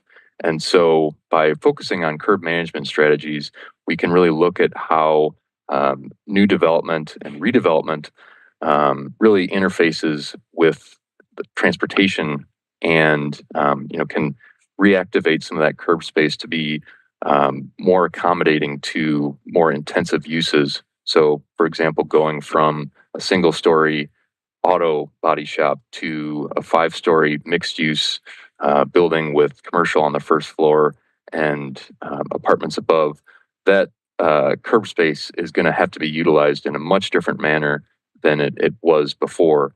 And so, curb management can really address some of those issues that we're dealing with as we continue to grow our city. And curb management can also be something that really leverages some of those investments we've made recently and plan to make in biking, walking, and transit infrastructure to really make sure that when we're making those investments, we really get a good return on investment and make sure that we're using strategies at the curb that really bring those investments to their highest potential. We also want to really focus on some issues that various modes have and how curb management could help them. So looking at increasing access to transit and biking, having more dedicated space for deliveries.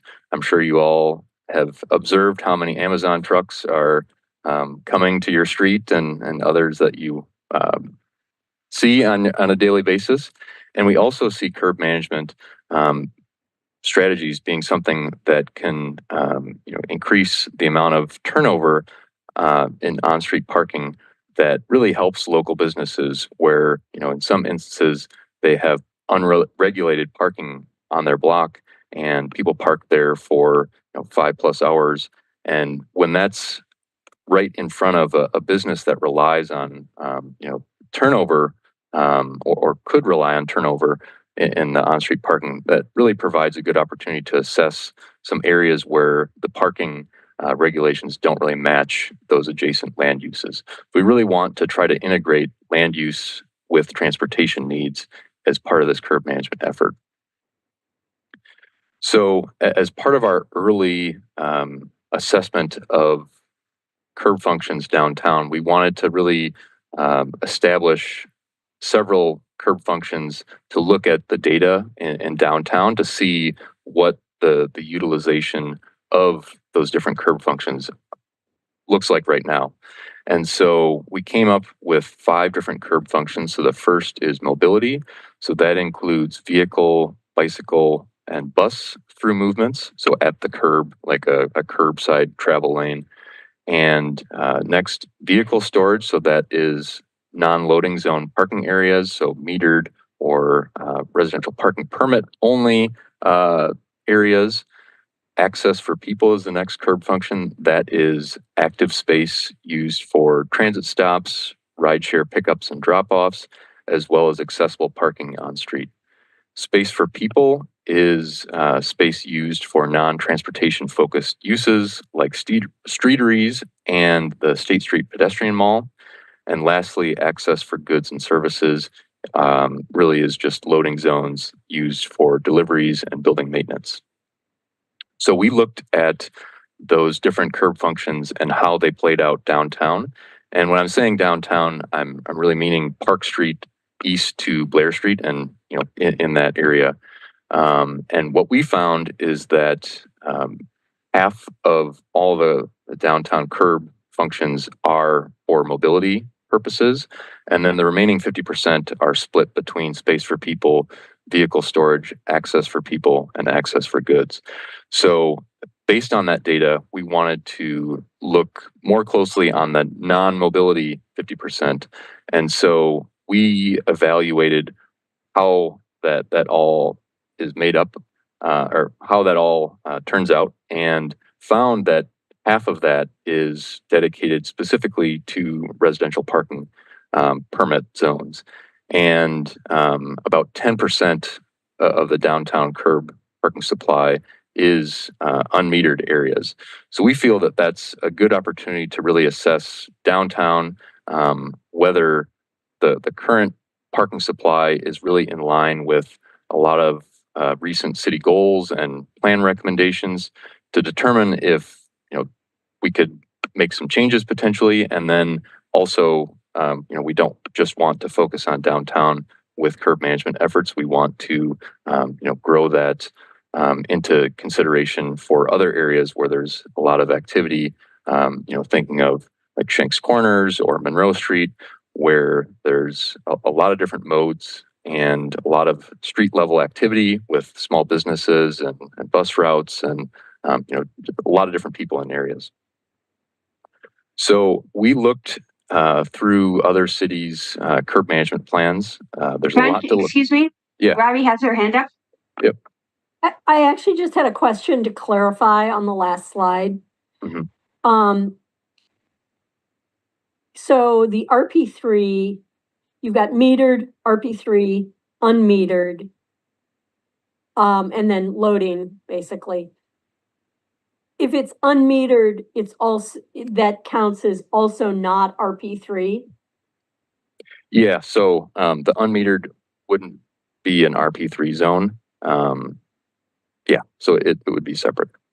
Okay, I'm just curious because some place that say has a 2-hour limit for non-residents could be used for pickup, it could be used for short-term parking. So it kind of counts as unmetered in some ways. Mm-hmm. So you don't have to pay for it, but you could still go to a store or pick something up at an office or something like that. Go visit a friend, whatever it may be. Mm-hmm. So I just wanted to clarify. Thanks. Sure. Yep. So getting back to the best practices, we looked at several different cities with curb management plans. So for example, Bellevue, Washington, outside of Seattle, San Francisco, Columbus, Ohio, Seattle, I believe has a curb management plan as well. And within those curb management plans, we saw a lot of design treatments. So for example, bus bulbs in this picture right here and curb extensions that work to calm traffic and also can improve transit operational efficiency. A lot of other cities have curb management teams, offices, and in some instances, curb management coordinators, where it could be people from parking, traffic engineering, planning, and other agencies working together to really be proactive on different curb management issues. And also trying to adapt and improve internal processes, whether that be through street reconstruction projects or development review, really trying to focus in on what impacts both of those types of processes have on curb management and related considerations. Also trying to modify or create ordinances and adopt new policies.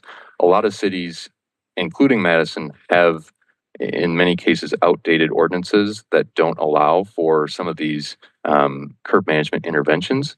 So we've seen through other cities that it is something to have recommendations that it's another to actually make those ordinance changes to have those best practices actually take effect.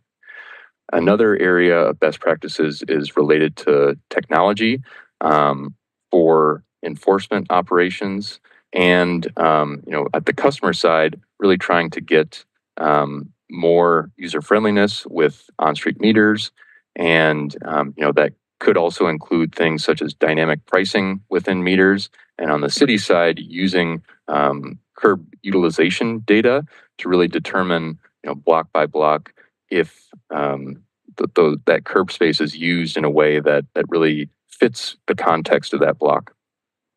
Another area is to have curb management plans for specific geographic areas. So, we looked, as I mentioned before, at Bellevue, Washington, and their curb management plan was focused on their downtown area, where they, about a year or so ago, opened a Link light rail extension, and we're really trying to focus in on how the light rail stations interacted with the streets surrounding them, and really trying to make sure that the curb space fit well into, the new normal for them, having a transportation mode that they didn't before. And we see a huge opportunity to integrate curb management considerations into our area plans with the downtown plan coming up soon, and the Near East and Near West plans also further in the horizon too. There's a huge opportunity for us to really take some smaller, more so like near-term steps, but also have curb management integrated into longer-term planning efforts.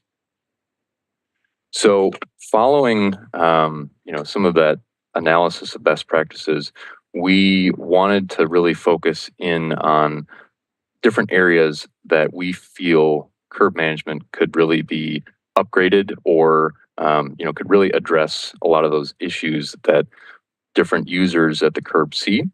So the first is Complete Green Streets. So I'm sure you all know about Complete Green Streets serving on the Transportation Commission. It was enacted in 2023, and it was something that currently speaks to a few curb management considerations, but we feel that there's an opportunity to integrate further analysis into street redesign projects specific to curb management. Also, looking at policy updates, as I mentioned before, there are sometimes mismatches between what we want to do and what we can do through ordinances. So we're in the process of evaluating what sort of curb-related ordinances we have right now, and how they could be modified to better accommodate some of those curb management best practices.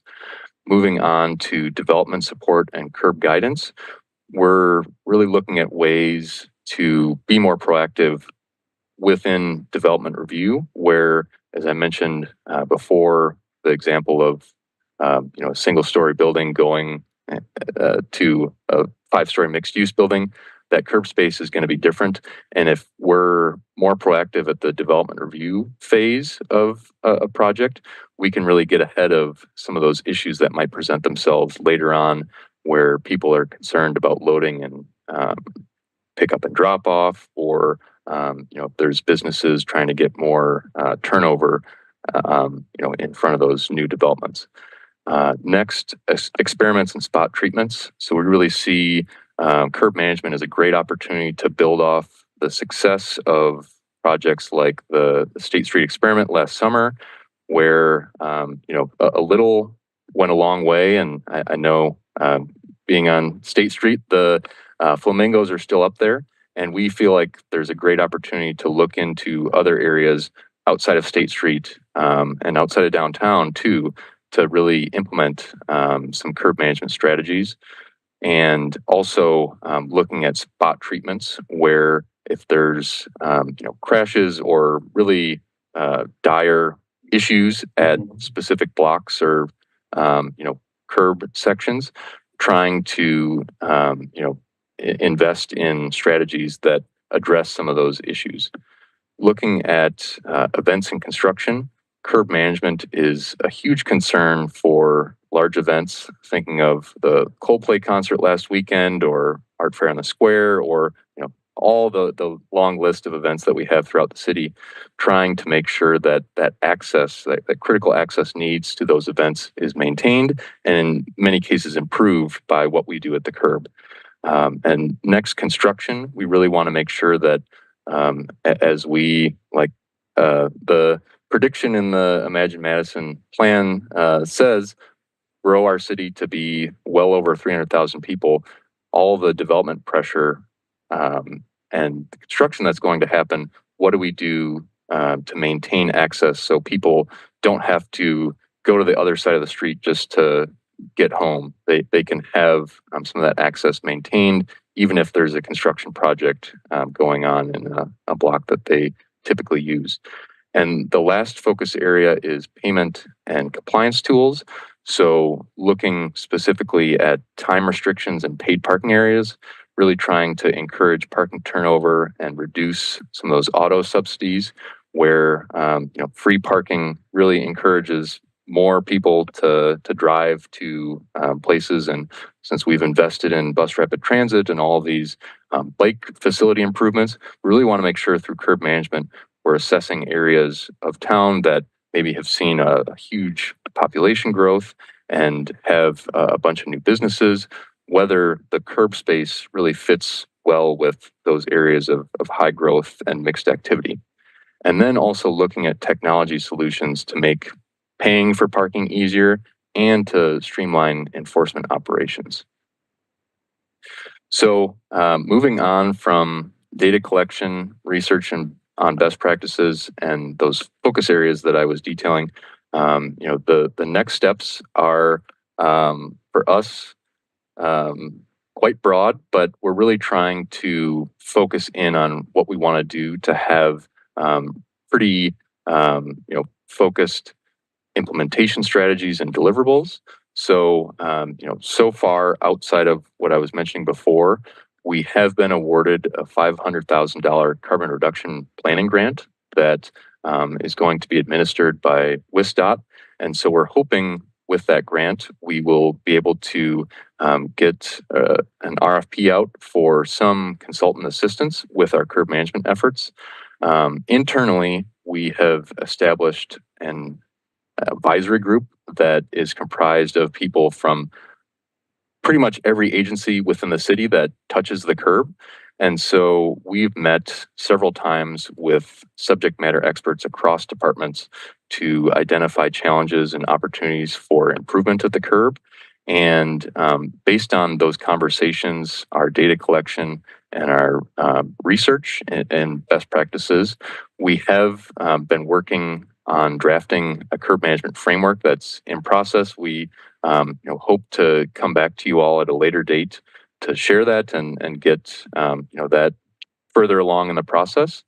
So we hope to do that by fall, and so we're pretty far along with that. But Didn't want to just surprise you with a draft curb management framework without introing it and getting some feedback today from you. So after that curb management framework is finalized, we, through that carbon reduction grant that I mentioned, hope to hire a consultant to support us within efforts to provide some takeaways and expertise from these consultants that have worked in other cities and really know some of those investments in technology and other solutions that have been used in other cities successfully. So after that, hiring the consultant, we will develop a curb management action plan that sort of takes the next step from the framework to have more specific recommendations for actions to carry out, whether that be policy changes or experiments or other interventions that we might take. And then in 2027, we hope to have had a few curb management experiments or policy updates that we can follow along their implementation process to see how they're going and really evaluate any opportunities for new actions to take related to that curb management action plan. So that is all I have. So I'm happy to open up to any questions and feedback. And Liz is joining me and we'll be able to answer questions as well.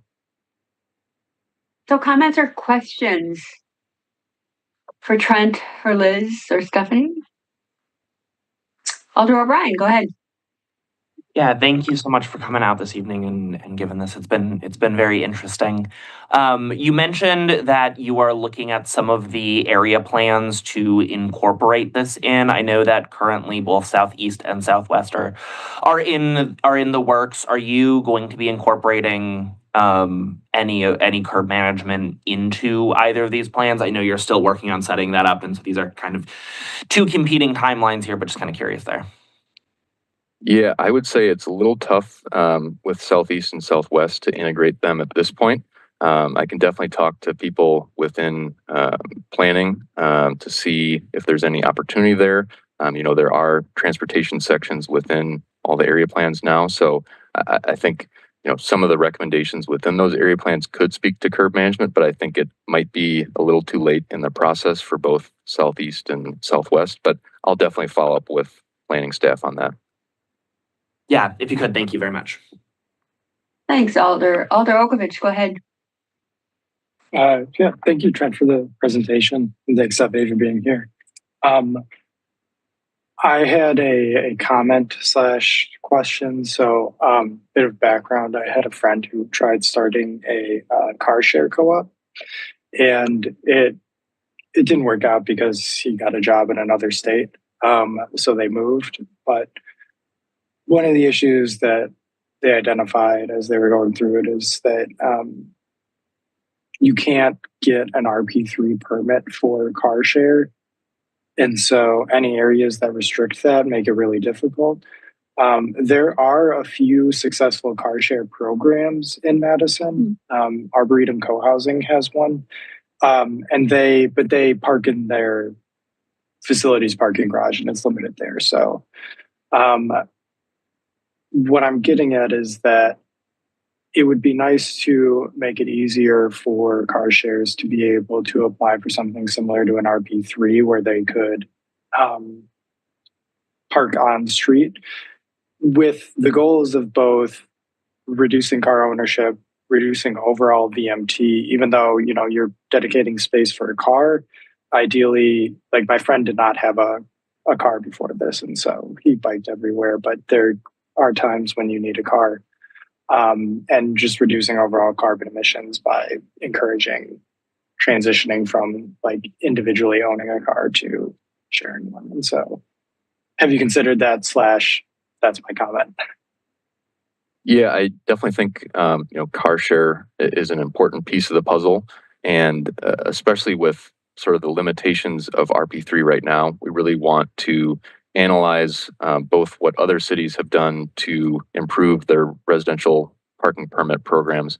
But, you know, just as an example, currently, any new apartment building, those tenants can't get any sort of RP3 permit. So there's a lot of opportunities to really shift the focus of our parking permits in general. And we really want to take a lot from what other cities are doing and get creative with both the ordinance side, but also the implementation of any sort of new permit program. And we're not that far along with those potential changes, but we do think that there's a lot of restrictions, whether it be car share or new apartment buildings and those tenants that really could not really or isn't right now meshing well with our goals and policy recommendations in different plans. Yeah, thank you. And then I did have, sorry, Robbie, I have one additional question. Earlier in the slide, you showed the breakdown of the curb space usage, and it was like 50% mobility, 45-ish% parking. I was curious because earlier you defined the curb space as everything, including the terrace. Does that include terrace trees? Was that included in that overall pie chart? So where is that? Well, maybe go back to that slide, Trent. You're on mute, Trent. Are you talking about this one right here? Yeah, I was talking about this one. Okay. Yeah, so street trees isn't really included in this. It could be probably most likely space for people, but that's in general like bus stops and some of that civic space, so like the State Street Mall and the curb space along all State Street there. This data includes sort of what is right outside of the curb, so in the curb lane. So this doesn't really include any data about what the programming of the terrace is. But that is something that we want to evaluate if there's opportunities to do that with this program. Although I do want to specify that we are not planning on making any kind of recommendations related to really mostly to mobility functions. We're not planning on really, because those are happening in other places. So that those are happening in our bike ped plan, those are happening in our transit planning processes. So I think there will be recommendations about how those things interact. But I think, we're really kind of focusing on the other side of the pie, the non-mobility side of the pie in this chart for the most part. Okay. Thank you. Thanks, Alder. Robbie, go ahead. Yeah, thanks. So since we're on that chart, I'll go back to it. That's okay. I'm just curious, does rideshare and taxi, does that fall under access for people? Yes. Yep. And I will admit that I am not out late at night very much anymore, and I don't use rideshare very much because usually I have other ways of getting around that don't require a rideshare. But I do know that in many cities, rideshare access to the curb is a big issue, especially in, say, entertainment zones, restaurant zones, that sort of thing, where you have a lot of people maybe leaving an event at the same time, or a lot of people coming and going from bars and restaurants. Is that an issue in Madison? Yeah. So I last Friday was on a ride along with the police department, and I don't get out as much as I did when I was in my 20s. So it was nice to see on a Friday night how the bar scene was. And from what I heard from the police officer who was doing the ride along with me, there are a lot of issues with Uber and Lyft pickup and drop off. And, we saw several instances of an intersection being blocked up because someone was double parked, an Uber or Lyft driver. And so I think, we really do feel that focusing on having maybe more designated zones for Uber and Lyft pickup and drop off would be a great idea to implement as part of curb management. And I think, there's a lot of antiquated like taxi stands in random blocks like off of Langdon Street. And, we've received calls and like, does anyone use this anymore? So I think there's a good opportunity to focus on State Street and getting, Uber and Lyft more organized in that area. And then also around King Street too, there's a good opportunity there.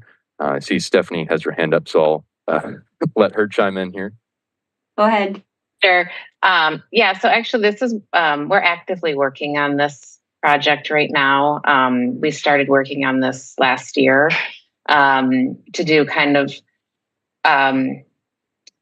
testing of where we could combine rideshare and taxi together, and where we could try out some new signage. We also are trying to work with the rideshare companies to see if we can, a lot of cities have it where it actually directs the driver where to go. So they're not just randomly stopping somewhere. So that is a project we have been working on, and we're going to test it out in a few areas. But that's definitely something that will be part of this plan. Okay. And I'm just kind of curious, loading zones usually are until maybe 6 p.m.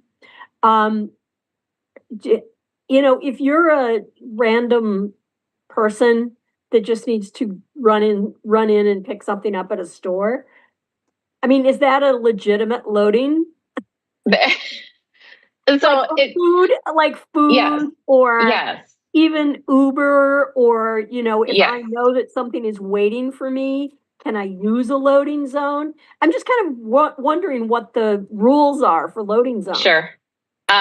So we're also reviewing all of the loading zones.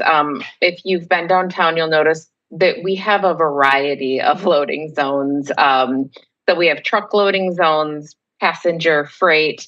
Yes, if it is not a truck loading zone, if it's like a freight loading zone, if you are loading freight, if you're getting something, that can be used for quick pickups and deliveries. Yes. If it's a truck loading zone, we really are trying to make those just for large truck deliveries. We're working on also looking at updating the signage on all these loading zones to make it a little clearer and extend some of the hours so they're more like 24-hour loading zones, because there are deliveries happening at night now as well. So, but yes, to answer your question, you can use a freight loading zone if you need to run in and pick something up, as long as you're picking up freight, which would be something you have to carry. So you don't, does food count as freight? I'm just sure. I'm thinking about delivery services Yeah. and things like that. Yes, they do use them. So food delivery drivers use them. We actually encourage them to use those spaces versus a no parking zone, or not paying at a meter. But our signage is confusing right now. It's outdated, the language on the sign. So we're working to make it clearer on, what each space is used for, what type of loading you can do in each one. Okay. And I guess I'll just also throw out, I think that there are, and I don't know, maybe it's not an issue in places like East Washington, Willie Street, that seem to be kind of entertainment restaurant oriented for pickup and drop off of car sharing, not car sharing, but ride sharing. So besides, obviously State Street is kind of a special case. But yeah, I'm kind of wondering about other parts of the city. Bree Stevens area, down by, the Sylvie, that area definitely will benefit from these ride sharing spaces or the ride sharing taxi pickup drop off zones. Okay. And do we just have a free for all on Amazon blocking bike and transit lanes? We are working on trying to correct that. No, they should not be there.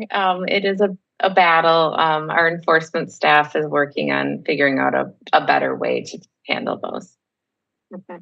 Well, and I think too, Stephanie, like part of this effort is to make sure that we have a place for them to go. And it doesn't mean they're all going to go in that place, but I think one of the kind of big reasons for this kind of overall initiative is to make sure that, we're not going to, the deliveries aren't slowing down, like the food takeout isn't slowing down. We need to just make sure that we're accommodating them in a place that works, and so they can get in and get out and not be blocking the infrastructure that we're investing in for bikes and peds and safety, or buses or whatever it is.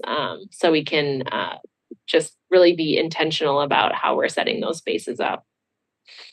Okay. All right. Thanks. I'm very interested to see how this is going to work, because I know that many cities have done it by time of day, and they've surveyed businesses to find out whether, proximity or, time of day or whatever is most important to them. Would you be willing to have people go around the corner instead of right in front of your business? If you could do it 24 hours a day instead of, a specific time. So this is a good project, because I think we're going to need a lot more of this. Thanks. Thanks, Robbie. Stephanie, something we've talked about in the past, and so it's kind of an expansion of talking about places for rideshare and taxi pickup and drop off and deliveries, as well, is pickup and drop off for people with disabilities. That's been something that we've talked about extensively at TC before. How does that fit into this curb management? Yeah, we actually have, I think that was part of the Access for People. Is that right, Trent? Yeah, so that is one of the items we're looking at, is not just, your regular ride share, but, just have the whole thing with curb management is making sure there's access for all. I mean, access for all and everything, and what are the needs at the curb. So this will, that will be a huge part of what we're looking at. Yeah, and I'm hopeful that you're reaching out to all of the right folks in the community who can help us understand those needs, et cetera. Yeah, so we have not done any community engagement yet. That will be part of what we hire the consultant to come on board and help us with. So we will have a lot of, that will be a big part of it, is a lot of community engagement, figuring out where are the barriers, what are the challenges, and how can we help fix it. Great. Denise, go ahead. Audio now unmuted. Yeah, thanks, Ann. Sorry, I don't have a headset on. I need not to wear one tonight, so you might hear my screen reader. Yeah, Stephanie, I was curious if the curb management plan, when you talk about people, if that includes accessible parking spaces on the street, and an increase in those, or kind of how that factors in. So that's question one. And then I think that my suggestion is seeing if you all can get in front of the Disability Rights Commission too, because there will be folks who use, who have accessible tags for their vehicles, who could probably provide some good insight. Yes, we will be, this plan will help us review all of our current use on the street. So meters, ADA stalls, loading zones, everything. And it will help us decide what should we have versus what do we have now. So there will be a lot of this plan will help us change a lot. Part of the engagement will be going to other commissions, other groups, talking, really understanding, what they would like to see. So hopefully that answered your question. It does. Thank you. And I appreciate that this conversation is happening early in the process, so there's time to have the community engagement and going to those other commissions. So thanks. I really appreciate it. I wanted to underline that right now what we're doing is we're saying we want to do this process. The process has not happened. No decisions have been made.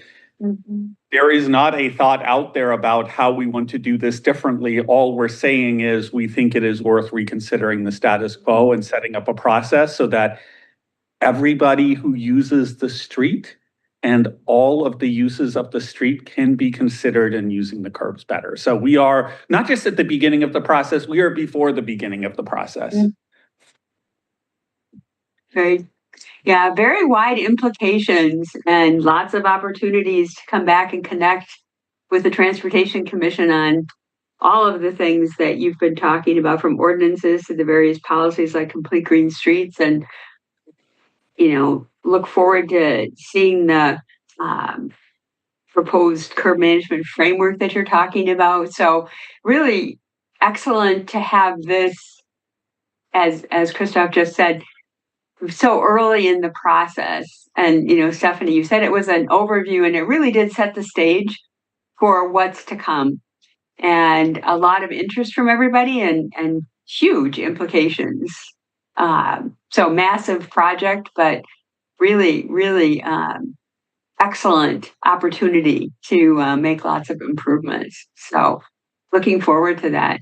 Other comments or questions before we move on? We'll look forward to hearing a lot more about this in the future. Okay, thanks so much. So what I'd like to do now is suggest we have a late item to be considered, item number 7 on approving the roadway geometry and railroad crossing realignment at University Avenue and Babcock Drive. So if there are no objections from anybody, I'd like to move that up on the agenda to be considered now.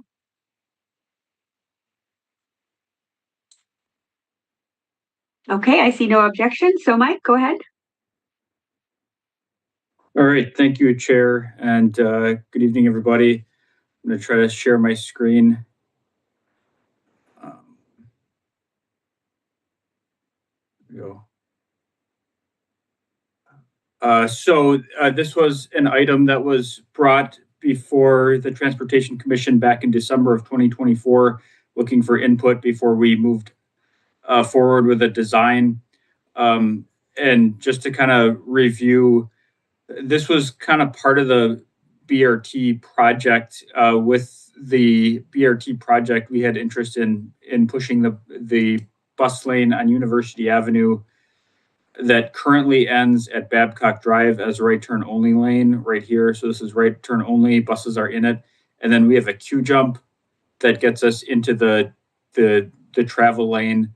We had a desire with the BRT project to push this lane to the west about 400 or 500 feet to get it through this series of traffic signals and intersections and get us to the point where we could merge onto Campus Drive. Because of the complication with the railroad, this has kind of lagged the rest of the project.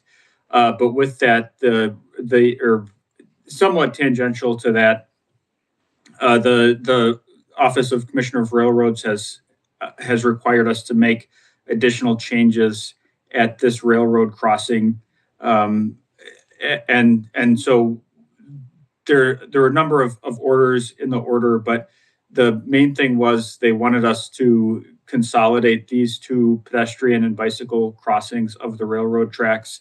This one that's along Campus Drive / University Avenue, and then this one, which is kind of serves the north-south movement towards Babcock Drive.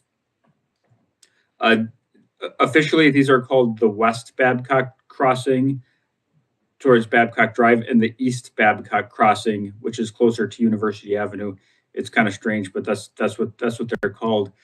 So I will show the original diagram that we showed back in December, which showed us combining those two crossings into one that was kind of halfway in between. The feedback from the commission back then was to try to retain the existing Babcock crossing because it had more value for people going on kind of the north-south movement and did not really affect people on the east-west type movement. That advice was consistent with our meetings with the University of Wisconsin, and also is I think a better design that will help this come together in a better way. So that revised drawing is what's attached to this agenda item. And so we don't have as much don't have as many labels on this as we do in the original, but it's a little more concise. I'll walk you through it. So the quote unquote West Babcock crossing that goes towards Babcock Drive serving the north-south movement is upgraded and made ADA accessible. That crossing is narrow and skewed and kind of has some problems. So we're going to upgrade that one and basically its current location. And then the crossing, the East Babcock crossing that is closer to University Avenue, parallel to University Avenue near the intersection of Babcock Drive, that crossing will be closed. And we'll try to do what we can to kind of actively prevent pedestrians from erroneously using that with designs such as vegetation or other features to kind of direct people towards the West Babcock crossing. With that, the crosswalk of Babcock Drive closer to University Avenue will be closed, and we'll kind of clean up some of the curb work in that area. And then, as I mentioned earlier, with that, we will extend the bus lane westbound from Babcock Drive through the Babcock Drive intersection and through the intersection with Old University, where it will combine with the westbound shoulder.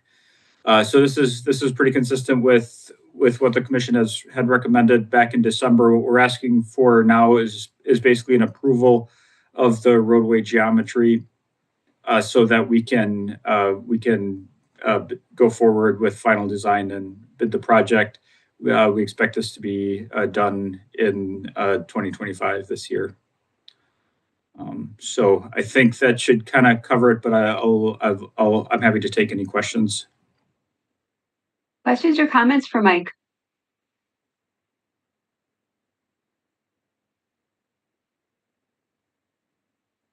Chris, go ahead.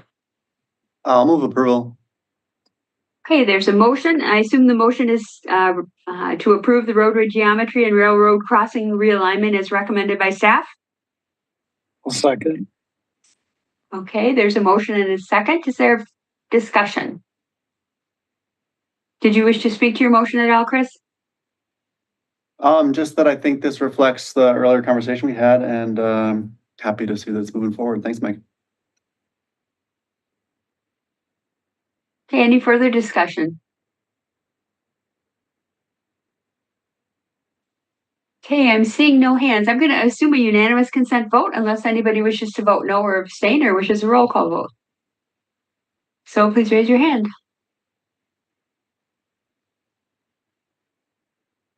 Okay, Mike, it's carried. All right, thanks everybody, and I apologize for the late addition to this agenda item. Okay, no, we got it done for you. All right, so we'll go back up to item 4, which is our crossover reports from TC members who are members of other transportation-related boards, committees, and commissions. Does anybody have anything to report? Lynn, go ahead. Yes, I was going to remind everyone, if they're interested, this weekend on Saturday is the Disability Pride Festival at Warner Park.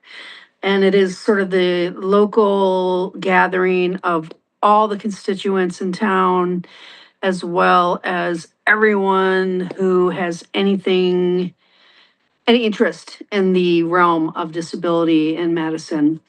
That's my report for now, but I have been taking copious notes, and thank you about all the Stoughton Road stuff, because I'll be reporting on that tomorrow night. Thank you. Great. Yeah, it's really helpful to have this cross membership so that we can carry those thoughts back and forth. Thanks, Lynn. Other comments or questions from people who are members of other BCCs? And thanks to everybody. Being on one of these is enough work. Those of you who are on more than one, really, really greatly appreciate that extra effort. Okay, I'm seeing no hands. Next, general announcements. I don't have anything. I've been mostly sending them out via email to kind of make this go a little bit faster. Future agenda items. Looking at the August 13th meeting, we have the Metro Transit Annual Financial Statement Audit Report. The folks from Baker Tilly are coming to do that, which they do once a year.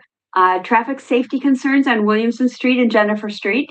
We had a number of folks come and express some concerns from the Marquette Neighborhood Association. So Tom and Yang are going to bring that, some suggestions, recommendations to us at the August 13th meeting. Metro Transit onboard survey results, potentially update on passenger rail. Liz thought that may be ready. We'll see, of course. And potentially annual crash fact report and follow-up. At this point, we don't have anything scheduled for the August 27th meeting. Common Council only meets once in August, and any referrals we can handle at the August 13th. So if it's possible, I thought everybody might appreciate a week off. Alder Harrington McKinney, go ahead. Thank you, Madam Chair. This is a question. Is there any interaction with the Transportation Commission with the school board? I know we're not tied in, but has there ever been a report to the Transportation Commission from someone representing the school district? I don't think so directly, Alder, that I can recall, and I've been on the Transportation Commission since the beginning. But I think where we do get the feedback is we have staff, Renee used to, and now Kevin does.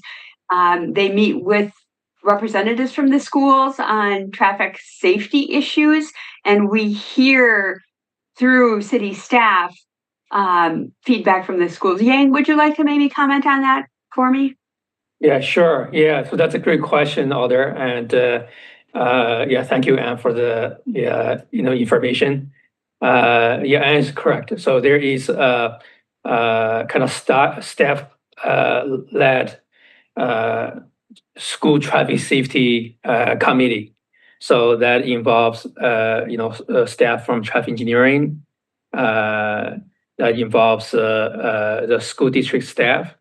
And we meet regularly, along with the different schools to discuss any issues that may be out there.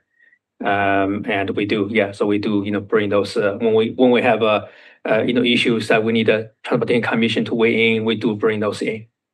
Okay, and I specifically ask because I'm concerned. I've been getting a lot of contacts from residents around Anana Elementary School related to traffic, transportation, and safety. And so I wanted to bring that forward because I just didn't know where we landed. And thank you very much for filling in that gap. But that has certainly, I'm getting a lot of questions and comments and contacts from residents around Anana School about the walking school bus.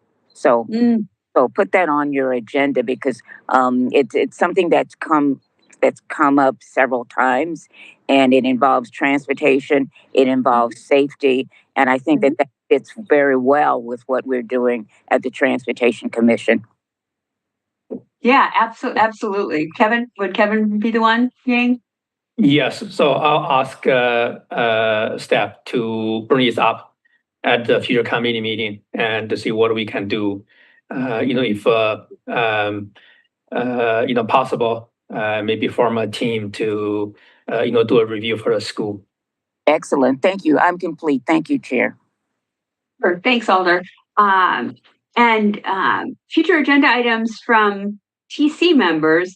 Lynn, you had suggested Metro Transit fare collection procedures. That's what Mick said the item that you wanted added is called, relative to bus drivers getting involved in collecting fares. So we actually have that scheduled in September to come and talk about it. So anybody have any other agenda items to add to the list? And it looks like we'll have Midvale Boulevard, I think, coming to us in at the September 10th meeting. So that'll be a good long discussion on Midvale Boulevard. Any other topics that you'd like to see added? Okay, you can always email me if you do, or that would be fine too.